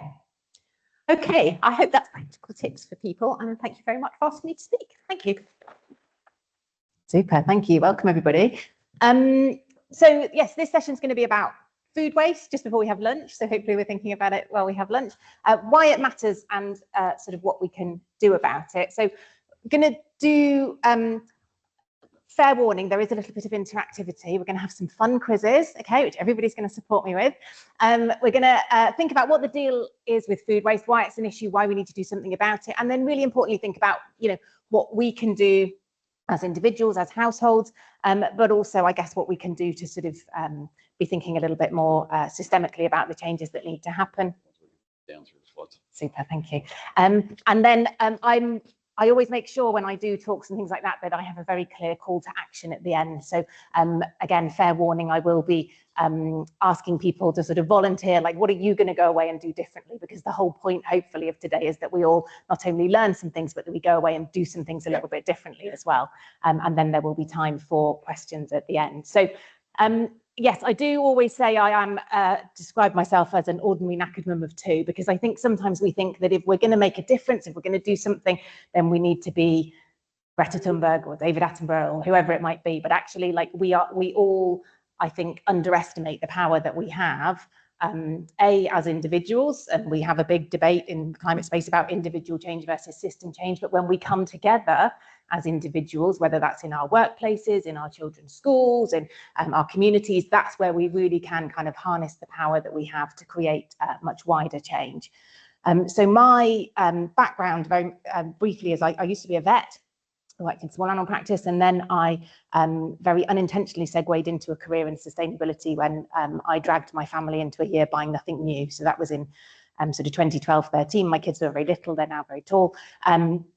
And we spent this year buying nothing new, and it really kind of opened my eyes, I guess, to the idea of, or to the issues around climate. You know, this was 13 years ago, feels like a long time ago, but also like not very long ago in terms of how much, you know, we've seen a lot of change and also not enough change, all those sorts of things. It kind of forced me to confront the climate crisis, forced me to think about what we were doing as a family, and really kind of opened my eyes, as I said, to that difference that we ultimately all can make. And I've been very lucky off the back of that. I sort of started a blog around it, and I've been able to, I had a couple of books published, which is really exciting.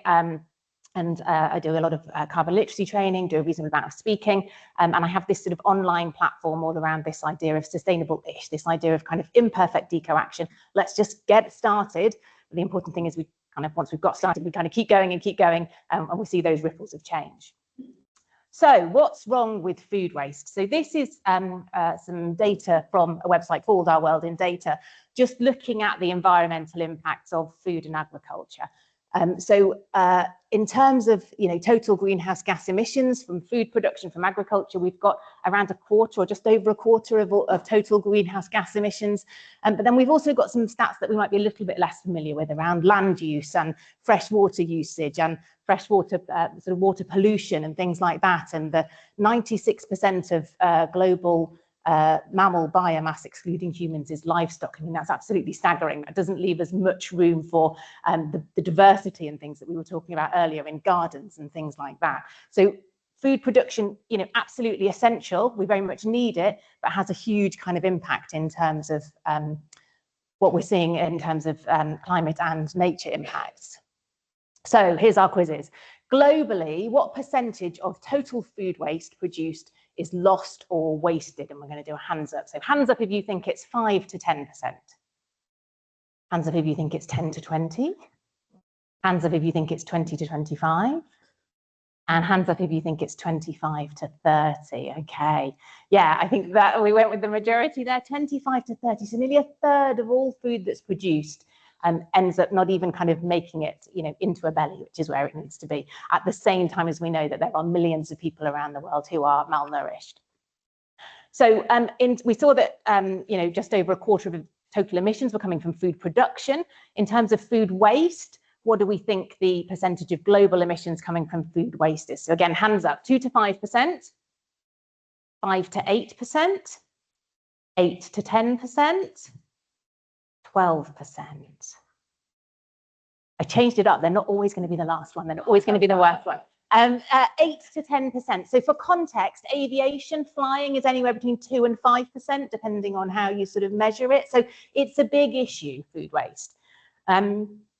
And last one for the moment, what percentage of food waste in the UK comes from households? So hands up again, 10%, 25%, 60%, 70%.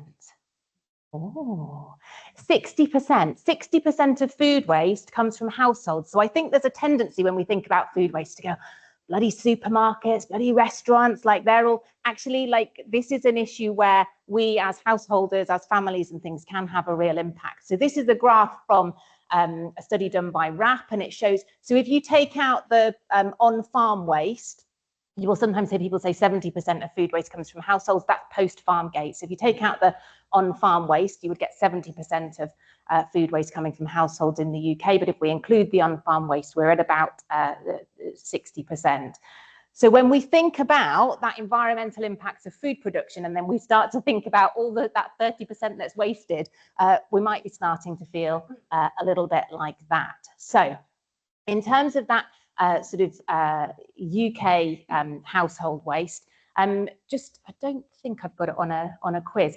How much do you think the average household spends on food that is wasted in the UK? Anyone want to have a guess? This week, In a year, sorry. Anyone feeling brave? Want to have a guess? Must be a couple of £1,000. Oh, that was damn you. It's £1,000. But that's still like, that's not an inconsequential amount of money, is it? When we have a cost of living crisis and all of those sorts of things. So £1,000 on food that literally, you go to the supermarket, you put it in your trolley, you put it in your boot, you go home, you put it in the fridge, and then you put it in the bin. Like, that just feels like a ridiculous state of affairs. So what do you think are the 3 most wasted foods in UK households? Again, let's have some guesses. Salad, okay. Anyone else? Bread? Fruit, okay. So we have got potatoes. Meals of any, like, you know, just sort of like plate waste, I guess, from meals. That's both sort of ready meals and homemade meals, and also bread. So those are the 3 most wasted according to the latest stats. 2.9 million whole potatoes and 1.3 million loaves of bread every single day, which is absolutely staggering, isn't it? So the 10 most wasted foods, we have additionally milk is quite high up there, and I think that kind of starts to make sense when you think about putting too much milk on your cereal, and that milk doesn't go into, you know, even if we had food waste bins in Wiltshire, that wouldn't go into your food waste bin, that goes down the sink, that goes into the sewers. Fizzy drinks, again, I guess, you know, some, you know, going flat in our glasses, tipping them away, all those sorts of things. So things that we might not necessarily think about, more common there in terms of wasted foods than we might think. So we know it's an issue. I always think that food waste as well is quite a win-win, because we've got that, you know, we know it's this big issue. We have all of those wasted resources that go into growing food. The problem when food ends up in landfill is it releases a lot of methane, which is that contributing to that sort of 8 to 10% of those emissions. So we've got, you know, it being a significant sort of climate issue. We've got it being something that can save us a huge amount of money as households, and we've got it as something that households can have a real kind of control over. So it is a real kind of win-win-win. And I think oftentimes as well, food waste can be an easier in to a conversation around food and impacts and that sort of thing than, you know, if we start to talk about diet changes and things like that, we can end up sometimes having quite divisive conversations and people kind of entrench themselves in their camps. Whereas if we can start to talk, I do quite a lot of work with schools, you know, and if they're schools in rural communities with farming families and those sorts of things, if we can go in a little bit on food waste as a way of starting those conversations, that can often be a much gentler, I guess, way in, but still incredibly impactful. So in terms of what we can do, we love a hierarchy in the sustainability space, and unsurprisingly, there is a food and drink, I don't know why they call it material hierarchy, like a waste hierarchy, I guess, for food and drink. And what, you know, as with everything, we want to prevent the food waste before we, I'm sure, it's a massive bugbear for me, as I'm sure it is for you guys, that we don't have a food waste collection in Wiltshire as yet, and we all get really cross about it. But actually, that sort of recycling bit, we really need to be focused on, regardless of whether we had that or not, we need to be focused on that prevention piece first. So I think the first thing is to understand your own personal kind of circumstances and how much food waste you're producing, because I think it's a little bit like everything. It's out of sight, out of mind. And I speak to so many people, oh yeah, we don't have any food waste. And I'm like, really? Do you not? But I think it's one of those things that we put it in the, in the bin or in the compost or whatever you're doing with it, and then we kind of forget about it and we kid ourselves that we're actually doing a really good job. So the average UK household, again, 4-person household, throws away around 300 kilos of food per year, which with a little bit of Googling told me there's the same weight as a mountain zebra. I don't know why, I just thought that was quite, the other one was a grizzly bear, which I thought was quite cool. So, if you're feeling super keen, you can actually keep a food waste diary for a week. And it's just a case of having, a scrap of paper by the bin or by your food waste bin or your compost bin or whatever you're doing, and literally just keeping a note of kind of every time something goes in there. And it's a bit like if you've ever been on an actual diet and you sort of like, yeah, no, I'm not really eating that much. And then you're like, oh yeah, I forgot about that Mars bar. And oh, there was those 2 packets of crisps. And like once you actually have to write it down and confront it, you're suddenly like, oh, okay. So, this can be quite revealing, and it can help you to, if you're feeling really keen, you can weigh it, all of those sorts of things, but it can reveal to you, am I doing better or worse than the average? What is it that we're throwing away? So again, we get schools to do food waste audits quite a bit. The kids enjoy doing it, they're weighing it. I had one school that discovered they were throwing away a huge amount of baked beans. The food was cooked by the local secondary school, so they emailed the local secondary school and went, can you send us one less tray of baked beans a day? And they went, yes. And suddenly they're wasting a lot less food. So, there may be some really kind of simple stuff like that you can do. In the UK, in households, we know that 60% of food, is coming from households. What proportion of that food that's being chucked away do you think is edible? Because there's always going to be that non-edible food waste, your potato peelings and your onion skins and your eggshells and all of that sort of thing. What percentage of the food that's thrown away do you think is edible? 50, anyone else? 70, yeah, about 70% of that food is edible and could have been eaten. So again, just doing that for yourselves, I like to think we're pretty good on it, and we sort of cook from scratch a lot of time, which can produce more food waste than if you're just, using ready meals and those sorts of things. But I like to think that a lot of ours is unedible, but I probably ought to do this just to make sure I'm not kind of kidding myself. So understanding what you're throwing away, how much you're throwing away, how that compares, all that sort of thing can be really useful. I'm very aware that nearly all of these just sound like the dullest, most grown-up things to be doing. But that's life, isn't it? They are quite dull, grown-up things to be doing, but I promise you they will help. And if you can just keep thinking £1,000, £1,000, £1,000, do these grown-up things, and you can save yourselves potentially up to £1,000. So making a meal plan, don't, it sounds like, again, like you're going to have this really kind of dull, like on Mondays we have this and on Tuesdays we have this, and there's no deviation from it, and it sucks all the joy out of your life. But, we can have a flexible meal plan. So before you do your meal plan, have a look in your cupboards and your fridge and see what is in there that needs eating up, what have you got left over from the night before, what's going to go out of date, all of those sorts of things, so that you make sure you're using all of those leftovers up. Are there days when you need quicker meals, when the kids have got swimming or something and you're in and out, and so you're factoring in the days where you might have a little bit more time to cook. Leave a bit of white space in there, because there's always going to be that day where you're like, you know what, I'm just too tired, let's get a takeaway, or let's go and do this. So leave a bit of white space for when you just want beans on toast or whatever, so you're not kind of rigidly having to stick to it. And allow yourself that kind of flexibility, so that you don't feel kind of constrained around it and kind of kicking back on it. Checking your fridge temperature. Apparently this is like a real thing that people, it's a big issue that people have. Their fridges are the wrong temperature and they're too warm, and then things are just going off too quickly. So you can, relatively cheaply just get those little kind of fridge thermometers and things, and just pop one in there and make sure that you've got your fridge at the right temperature, between 3 and 5 degrees. Love Food, Hate Waste is a really good website. It's the sort of household, I guess, facing version of WRAP, who do a lot of sort of waste work and things, and it's got loads of kind of recipes on there for using up food and those sorts of things, but lots of really good resources on there. And then kind of thinking about where you're storing things. I've been told several times that onions should not be stored next to potatoes. And I can't remember, I think it's because it makes the potatoes go off more quickly. I still store my onions next to my potatoes, but apparently you shouldn't. So we are going to play another incredibly fun game, and we are going to play Fridge or Not Fridge. Okay, so what do we think for bread? Deep freeze, someone said. Hands up, fridge. Hands up, not fridge. Not fridge. Okay, next round of fridge or not fridge. Yeah, I think it probably just dries it out and makes it go. Bananas. Not fridge. You're good at this. Bagged salad.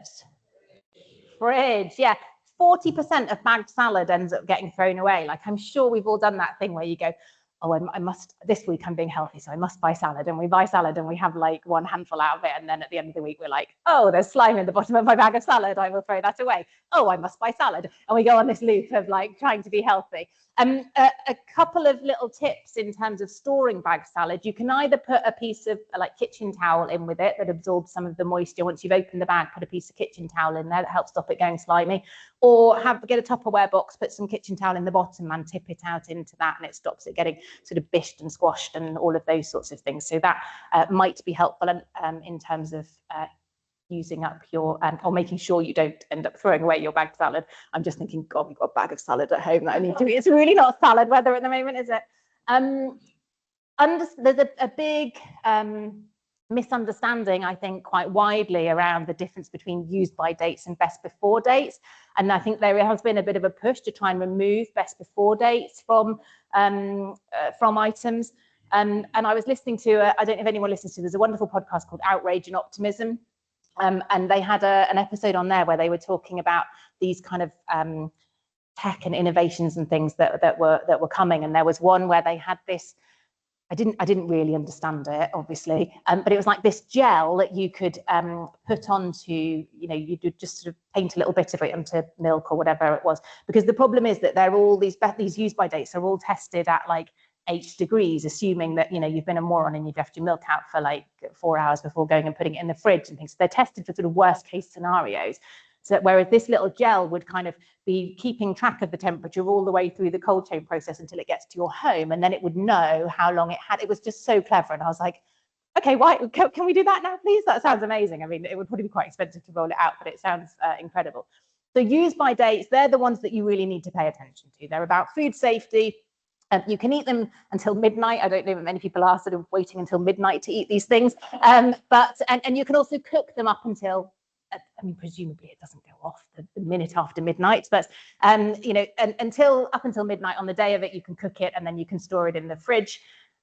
Best before dates are just exactly that. It is at its best before that date. It will not kill you after that date. It is probably entirely fine. We've all got those stories, haven't we, of the tins of whatever it was that grandma's found in a cupboard, 30 years later, and open them and they're absolutely fine to eat. But a lot of people confuse the best before and the use by and end up throwing away stuff that is absolutely perfectly edible.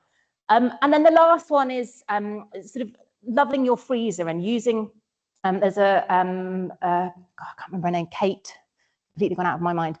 She's called Kate. She runs an amazing organization called The Full Freezer, and she's written a whole book about freezing and the joys of freezing. But she talks about using your freezer as your pause button, and sort of just going, oh, okay, I haven't got time to eat that now or to cook that now. I don't know what to do with it. Like, chuck it in the freezer, come back. And she literally freezes everything.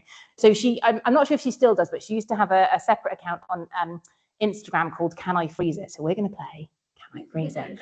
So quite an easy one, I think, to start with. Bananas. Can you freeze bananas? No, you absolutely can freeze bananas. So the easiest thing to do is to take them out of the skin and kind of chop them and then just put them in. She does a lot of what she calls flat freezing. So she gets freezer trays and puts some liner on them, and then we'll put, I don't know, strawberries or chunks of banana and stuff, freeze them flat, and then when they're frozen, take them out and put them into a plastic bag so that they don't all kind of clump together, and then you've got this lump of kind of soggy banana to deal with. You can just freeze them as bananas. But they're just not very pleasant to try and then kind of deal with when you get them out, and then they're all slimy and disgusting and that sort of thing. Yeah. So your frozen bananas, yeah, if you feel like, do you know what, we had banana bread last week, I don't fancy, but so put it in the freezer and then you've got them there for next time you do want banana bread or milkshakes or those sorts of things. Hummus, this is so middle class, isn't it? What do you think? Hummus, can we freeze hummus? You can freeze hummus. So again, doing that thing of, oh yeah, well, fancy some hummus, and then you've got half a pot left. You can freeze it either just as that, or Kate talks about freezing them in like ice cube trays. Same with pesto. I'm sure we've all done that thing where you have half a jar of pesto and you go back like a month later and you're like, oh, I have fairy pesto. So with that half a jar of pesto, again, if you put it into ice cube trays or something, then you've got it there and you can just take out the bits kind of as and when you want them. Last one, I think you'll all be disappointed to know, creme fraiche. What do we think? You can freeze creme fraiche. You can freeze butter, you can freeze cheese, like you can grate cheese and then freeze it so that you've got it there to kind of, just take handfuls out of the freezer. So again, lots of things that we might not kind of think that we can freeze. Just give it a quick Google, have a little look and see. Thinking about those processed potatoes that were on there in terms of things that as being most wasted. Yeah, I thought they would be soggy. You can also freeze chip shop chips. Like there's always too many, aren't there? Or maybe I'm just I can never eat a whole thing. But you can freeze chip shop chips and then kind of come back to them. But yes, I struggle to think who would have like a half empty bag of crisps and they have the restraint to then go and kind of like put it away in the freezer to deal with. So those are just some sort of things to think about when we're at home and we're thinking about food waste. Some useful apps. I don't know if any hands up, anybody using Olio? Oh, we've got some, okay, got a couple of people.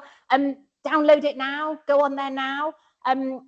Olio, it started life really as a food waste app. So the idea was that it was started by two women, I think they lived in London, and one of them was going on holiday.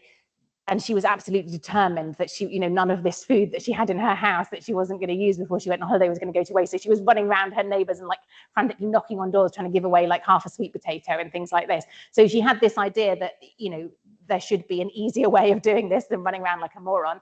And so she started, it just started life as kind of a WhatsApp group, and then it's grown and grown. And the idea is that, if you've got, like you're going on holiday and you've got food that you're not going to use, you can list it on there and people will come and say, yes, please, can I have that?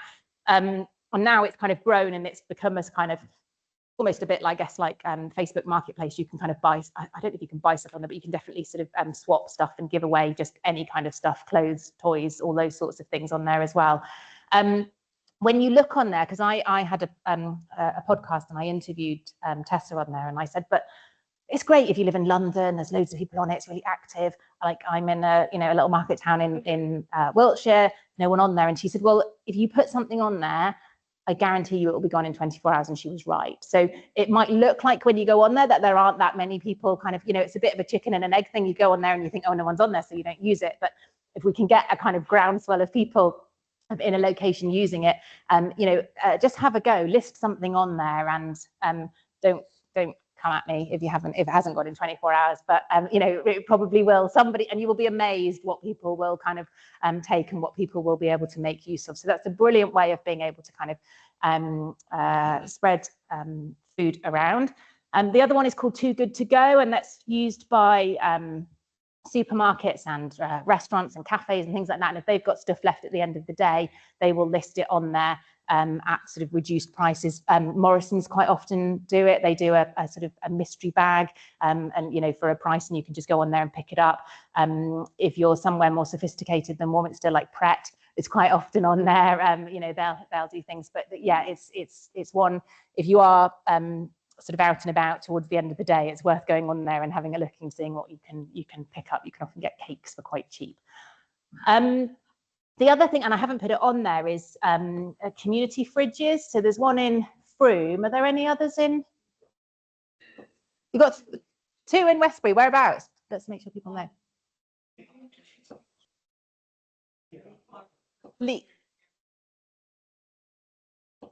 Okay, amazing. And are they open access all the time, or how do they work? Amazing, brilliant.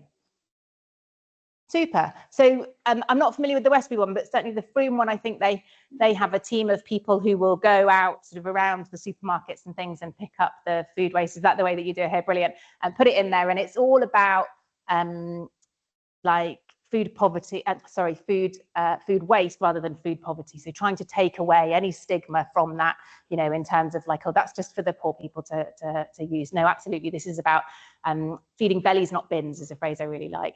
So, you know, how can we make sure that this food waste gets to the people that it needs to? In Frome, I think it's been a bit stop-start, but they've been trying to get one started at Frome College. And for use by the school community. So if they've got sandwiches and leftovers and things like that from the school canteen, at the end of the day, they'll pop it into their school community fridge, and then teachers and staff and pupils and things can come and take that, which I think is a really lovely idea. Olio also have, for any of you who've got kids at school or anything like that, they have an arm that works specifically with schools, so they can work with schools, and they will have a volunteer come and collect even if it's kind of cooked food from, you know, meals rather than kind of sandwiches and things like that. They will come and collect that food, make sure it all stays properly health and safety compliant and that sort of thing, and then be able to distribute it out to the local community. So that's another way of making sure that your food isn't going to waste. In terms of the unavoidable food waste, I know it's a huge frustration that we don't have a food waste collection in Wiltshire. Is it 2027 that's supposed to be coming now? 2027. Businesses, there is a legal requirement now for businesses, including schools, to have their food waste collected. That was from the end of March this year. So hopefully, you know, all businesses have that kind of infrastructure in place now. We at home have a green Joanna, which is that one on the left-hand side. We don't have an enormous garden. And when we had a much smaller garden, we used the green cone. I cannot tell you how much it transformed the amount of waste that we throw away. So I think it was during our year buying nothing new, I joined in with Wiltshire Wildlife Trust did a Slim Your Bin challenge, and I was like, oh, you'll do our recycling, we're going to absolutely smash this. And then I was like, oh, having the green Joanna and putting our food waste in there, just, I mean, I sound like an absolute knob when I say this. We put our bin out on average about once every 9 months, and we went and managed to go a whole year kind of putting our landfill bin out. A lot of that is having our food waste being able to go into the green Joanna. A lot of that is, and I know it's dubious and I'm very cynical about it, but taking our flexible stretchy plastic to the supermarket. There is an argument that they are just landfilling that. They are having to pay to landfill that. So the more that they have to pay for that, the more I think they will be inclined to kind of do something about it. So I know it's not a perfect solution. The green Joanna is amazing. We're not very good at gardening, I'm sorry. But it can take a mix of garden waste and food waste. You can put cooked food waste in there. You can put meat if you eat meat in there. It just sort of sits there in the corner of our garden and does its thing, and suddenly, you know, and it just sort of over the summer you see it really speed up and gradually go down. And then we had a bit of a dig out of it last weekend, and just like so many worms come in the middle there. But it's just astonishing that it just sort of just disappears, and then at the end there's this sort of brown stuff that you can dig out and put onto the garden. And so I would absolutely recommend those. I haven't checked recently, but certainly Wiltshire Council did have a deal with them whereby if you put in your postcode and you have the right postcode, you got a reduced price for it. So, you know, definitely worth doing. If you haven't got space for, you know, a sort of more traditional, I guess, kind of composter, there are options. So has anybody come across Bokashi? Anybody use Bokashi? It's like again, I don't understand it clearly. It's like a bran, a magic bran, and you sort of layer up your food waste with the bran and the food waste in the bran, and then I think it then sort of sits for 3 or 4 weeks in these buckets, and it kind of ferments it, pickles it, and then the idea then I think is you kind of can then dig it into, if you had a garden, you could dig it into a trench in your garden or those sorts of things, or you can put it into a compost heap, and apparently then it's, you know, if you're worried about rats and things like that, significantly less likely to attract rats. Or you can have a go with wormeries if you have no sort of outdoor space. There's an amazing account online called The Urban Worm, Anna De La Vega. I mean, what a name that is. She's a wormologist, and she runs this this amazing account. She is like so passionate about worms and wormeries. She has these little countertop ones. She has one like converted wheelie bin ones, all sorts of different things. So definitely well worth checking that out if you want some additional peps at the same time as doing your food waste. And then this is another Frome project, and I don't live in Frome, but it's just they are doing quite cool stuff, aren't they? I think this is an amazing community project. So I don't know if anyone's come across Loop in Frome. So it started before this sort of obligatory business food waste collection. So Somerset had a household food waste collection and still do, but they didn't have a business food waste collection. So Loop was a social enterprise that started up, and they go around Frome. I really hope they're electric trikes, because it's really hilly in Frome, isn't it? And they go around on these hopefully electric trikes, and they collect, businesses subscribe to them, they collect all of the food waste, and then they take it to Victoria Park in Frome, and they've got like 2 or 3 of those enormous kind of tumbler composters. And they compost it, and then they have these bags of compost that they sell back to the community, and it's just this really lovely kind of circular system. So if there are people with spare time on their hands who want to start like a lovely local kind of project, I think this could be replicable. And from everything I know, that they are usually, with the projects that they're doing for him, very happy to talk to people about it and how they've done it and the pitfalls, and to advise people if they want to start something up. So I've rattled through that quite quickly, which we're probably all quite glad about because it's lunchtime. But I would love, please, at least one person to tell me one thing that they're going to go away and have a go at, or do something a little bit differently, whether it's putting a piece of paper towel in with your bagged salad, or starting Westbury Loop. I don't know, but like, or anything in between. Anybody got anything to share that they're going to take away? A little less. Stronger and also spinach stuff. Oh, there you go. Depends how fussy your children are, is in my experience. Yeah. And if you're really keen, you can get the I've never had any luck with it. Maybe I'm just because I'm not very green fingered, like the cut and come again lettuces and those sorts of things. No, okay, it's impossible. Thank God, that makes me feel better. And also an Instagram thing is having those like little gem lettuces and then growing another lettuce from the bottom of the, no, she says no. Anyone else, anything they're going to go away? Go on, Kate. Put it in the freezer. Yeah. Yes.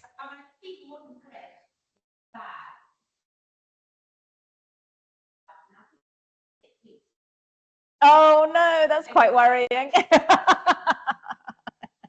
Yeah, absolutely. Go on. I would suggest that one of the things, how does it smell? How does it Yes. smell? How does it taste? Yeah. My mother was a caterer, and she indulged that. Right. And actually, that has stood me in better stead than lots of things. And I think we've lost the confidence. We're so used to looking at a use-by date. And actually, particularly with things like, my classic example is yogurt. Yes. Yeah. Often lasts. Yeah. And if when you smells bad, then it probably is. Yeah. But normally they trust yourself. That's not official government guidance. But and I'm always slightly wary of, chicken, prawns, those sorts of things. But yeah, as you said, your milk, your yogurt, all of those sorts of things, I think, and it's, obviously if there's anyone immunocompromised, all of those sorts of things. But yes, I think that there needs to be a degree of common sense, absolutely. Go on.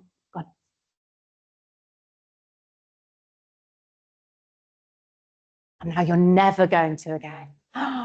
Amazing. I feel like I've won.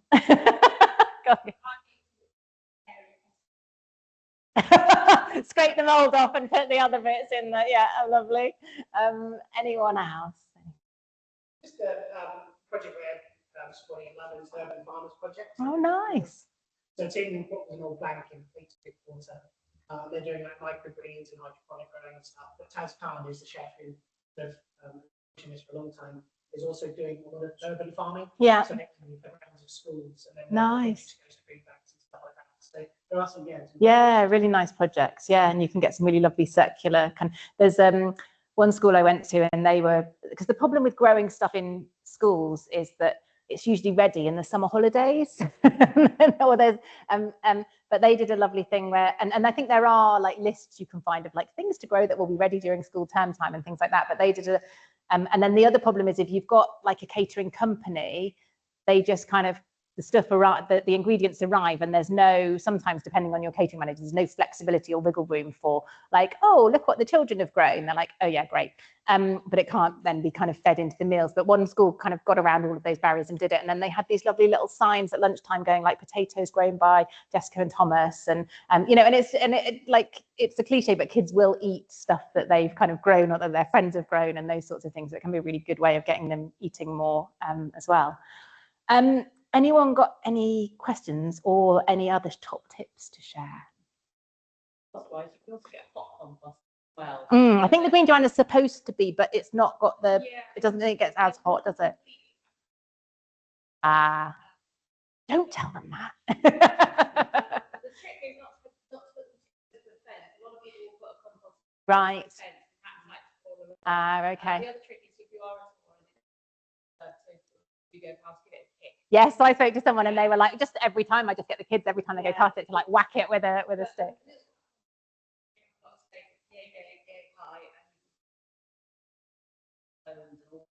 I think our neighbour's got one and it's actually got a thermometer on it to tell you.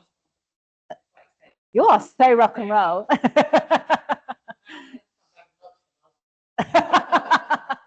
Go on. We're probably the victims of technology.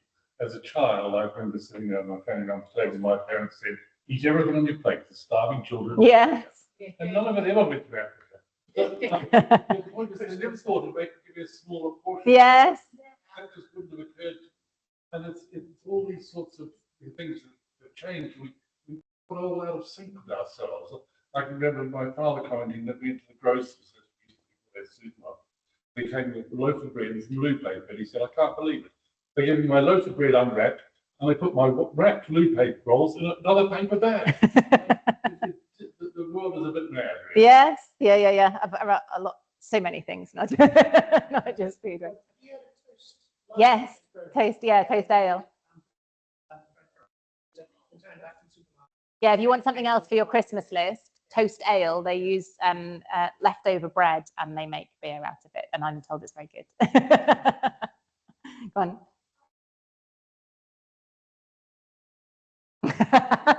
You remembered well. Honestly, it was so much easier than I thought it was going to be. I mean, this was before Vinted, and you're young, so you probably like Depop, do you? I feel too old when I go on Depop. Like all of those sorts of sites. So I think because we blogged about, or I blogged about it, and I would get people go, "Oh, that's no big deal. We do that all the time." And then other people like you going, "Oh my God, how did you manage that?" And we weren't a family who, like my mum and dad were like proper boomers. My dad was like, why would you go into a charity shop? They just like had grown used to a certain level of affluence, and and so we just didn't really think about where we were buying stuff from, other than like, is there a sale? Shall we go to IKEA? And then actually just sort of like stopping and thinking and going, okay, we probably could have a look on eBay. We probably could have a look in the charity shops. And I think now with like Vinted has transformed secondhand shopping, I think, in terms of just how much more convenient it was, because I was blogging about it, so I didn't really want to go, and then I went on eBay, and then I went on eBay. But even on eBay, like you have to wait for something to finish, and you have to go through all the bidding rigmarole and all of those sorts of things. Whereas Vinted, you just go, yeah, I like it. If I'm feeling, I'm normally too scared to make an offer. I make my husband make an offer. But if and then you just go, yeah, and then it arrives 2 days later. So like, I think that has absolutely transformed it. Whereas, there was an element of kind of wandering around the charity shops and hoping that the charity shop gods were kind of smiling on us. There is an element of kind of forward planning, especially like I had 2 small kids, and every winter it would surprise me that they would need hats and gloves and wellies, and so you kind of need to think ahead. But I think it's just that Amazon have made it so easy. They have eliminated all of the friction so that you just like, oh, I need that. There's not even need that, is it? Most of the time it's, I want that, buy it, it arrives. And sometimes like we've forgotten that we ordered it and then we're like, oh, and we just sometimes want that kind of dopamine hit, I think, of kind of like buying something. And this is very kind of deep, but like, what are we trying to, like I said, often we don't need it, we just want that dopamine hit. So could we step away from our screens and go out for a walk? And again, very dull, very grown up, like we know all of this, it's just not as easy to kind of do it. But for me, it became a kind of real, I guess the kind of gently disrupting the status quo, like this expectation that we're put on life to earn money and spend money and make other people rich. And I could just step off that treadmill and go, actually, like, it's not like, it's not my 100% ideal version of that, but I have got something like that, or I could repair that, or I could fix that. And it is, and I'm aware that it sounds very worthy and very, but like, there is a far greater satisfaction in kind of, I think I've got a picture on my phone, I can show it if anyone's interested, just sewed the like ugliest patch ever onto the toe of my slipper yesterday, because I was like, and it would have been easy just to like order a new pair, but I'm like, oh God, if I can just keep these going for another 6 months, that'll actually be quite satisfying. And it's not, I used to have a pair of jeans that were more kind of patched. I'm not very good at sewing, so I do very deliberately visible mending because I can't do invisible mending, but they were a conversation point and a conversation starter, and people go, oh, I really love your, I'd go into, when the kids were little, I'd go into assembly and sit down next to someone and someone would go, oh, I really like your jeans, and I'd go, oh God, yeah, like this bit's really crap, isn't it, where I've done this wrong here and this, but isn't it really hard to find a pair of jeans that you actually like and that fit you? And so actually, if I can keep these going for, and you'd start all of these conversations. And like I always say to people, so we did it for the year, and my kids were like 2 and 4, something like that. And I was very aware at the time it'd be quite different to do this as teenagers. So in 2022, I did Nothing New in 22 with them when they were teenagers, and said to people on social media, like, does anybody want to join in? And like literally, I don't know, about 500 people joined in.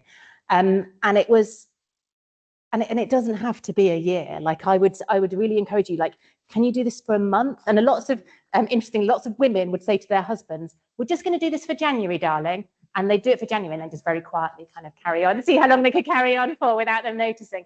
But like a year sounds extreme, but just challenge yourself, like, can I do this for a month and see? And you will probably find that, oh, my life is no worse, my life, and actually I might have saved a bit of money. That's the other thing you can do, is try and put away what you would have spent, or the difference between the secondhand and the new and that sort of thing. But honestly, I found it considerably easier than I was anticipating it being. And as I said, with now you've got Vinted and sites like that, I think that's instead of Amazon being your kind of first port of call, make it your last resort and just flip it so that, like, oh, okay, I'm going to see what's on Vinted. And then you're like, oh my God, it's half price. Sweet, amazing.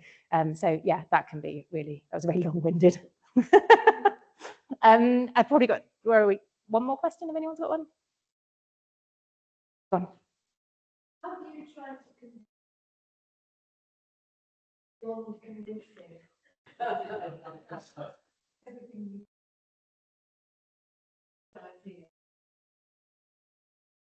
but for once, absolutely everything.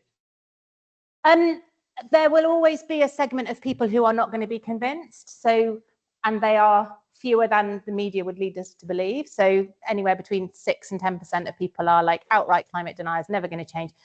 Just don't waste your time and energy. Like there's no, they're not going to change them. You can throw all the facts and stats, don't change people's minds. Like you will just each entrench in your own thing. What we need to concentrate on, so we've got 10% of people over here, let's say we're outright climate deniers. We've got 10% of people over here who are, gluing themselves to bridges and like incredibly passionate and give up a Thursday to come and, I'm not saying you guys are gluing yourself to bridges, but like give up a Thursday to come and take part in things like this. And then we've got 80% of people in the middle who are the movable middle, who are kind of somewhere on the spectrum of a little bit concerned to quite concerned, but probably feel quite overwhelmed, are very busy, lots of other, the world's a bit crazy at the moment, lots of other things happening.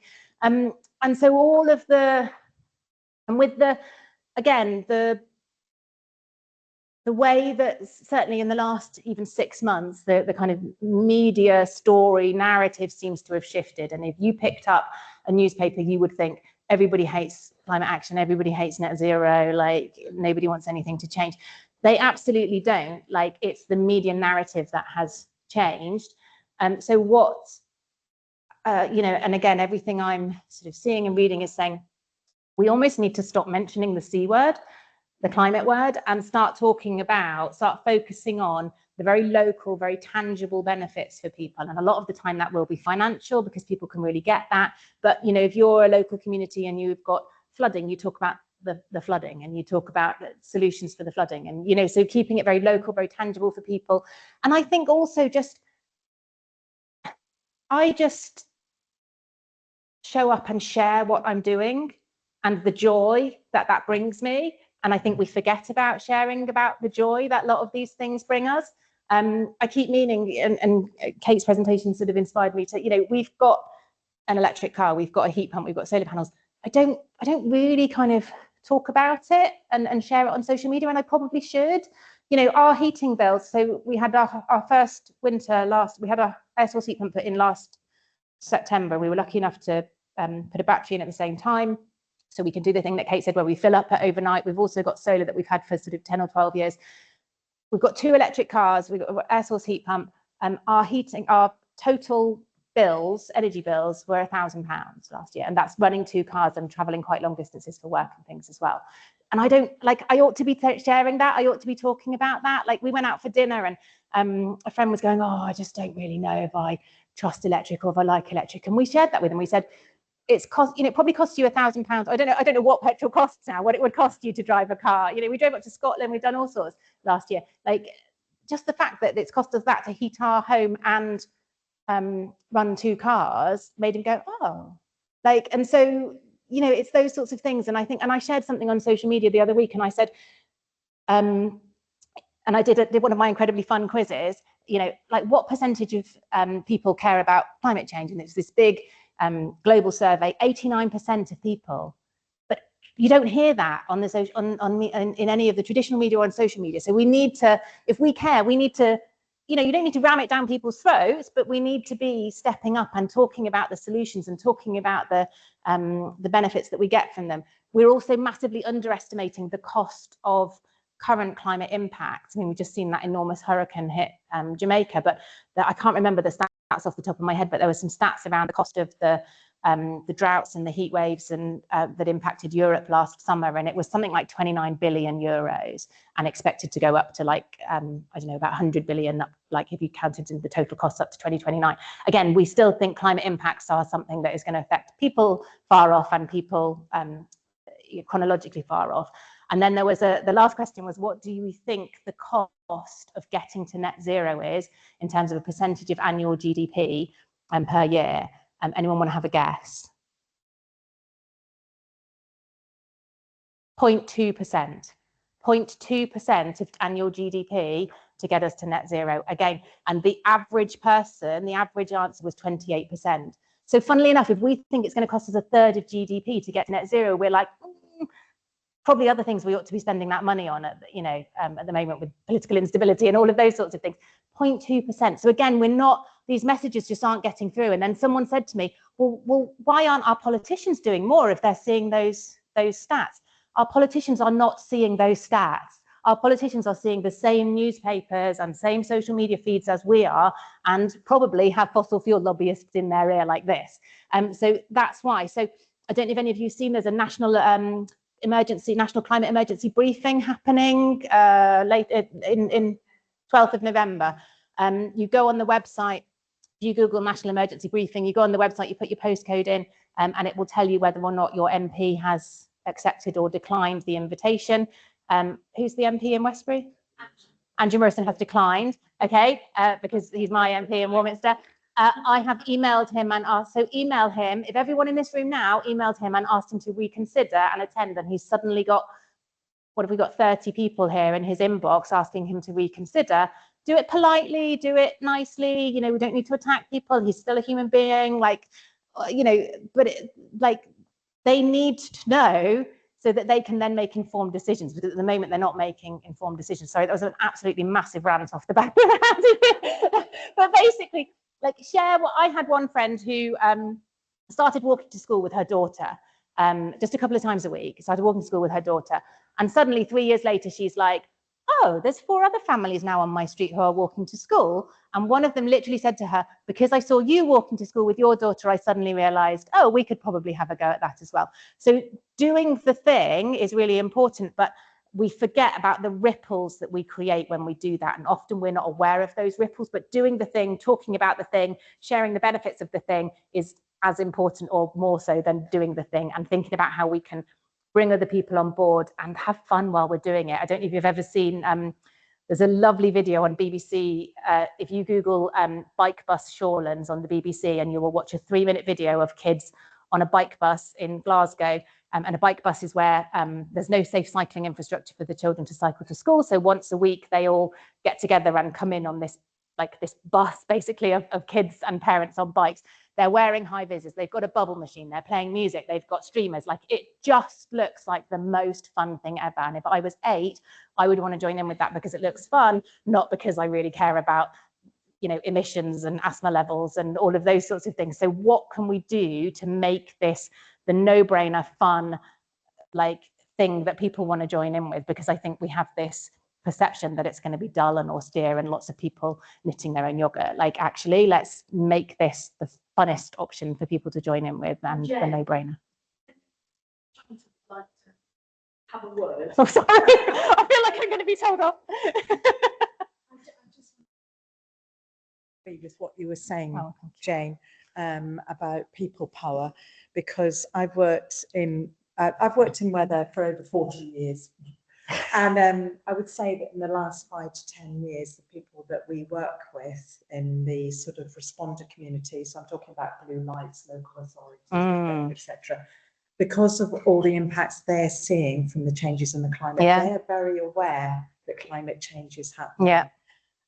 So they're pushing from their end to get things changed government level. But I think what we're seeing more and more is people power is the way to go to make those changes happen. So I just wanted to reinforce really what you were saying. Tell me off about my stats. No, not at all. No, I don't have stats in my head. So I just wanted to really concur with you and say that people so and we are like a silent majority. Remember that 89%, and there's a very loud, very vocal minority at the moment. Like, we're a silent majority, but there's this whole thing of like pluralistic ignorance, so nobody's talking about it. And especially at the moment, there's very loud voices that everybody hates it. So, oh gosh, well, I actually quite care, but nobody else does, so I'm not going to speak to anybody else about it because I'm going to get, or I'm not going to put anything on my socials because I'm going to get trolled and all of those sorts of things. So we stay quiet, and then it becomes this circle of silence and this circle of inaction. So actually, if we can be a little bit braver, if we can pop something on our socials, if we can, you know, a climate action group is your green group at work, and if you haven't got one, start one. A climate action group is your kids' eco club at school. A climate action group is the repair cafe. A climate action group, like, doesn't have to be like, you know, with all lovely respect, it doesn't have to be a group of crusty greenies, like, you know, sitting around a drafty church hall thinking about, I don't know, what the protests they're going to do. Like, find what you love and what you're good at, and think about how you can sort of use that. You might be really good at socials, and you can help your local climate action group do some cool social stuff. Or you might like baking cakes, bake a cake at the repair cafe. Like, there will be a way that you can find, and when we can join together and make our individual action community based, trying to grow that, that's, you know, that will draw more people on board, hopefully.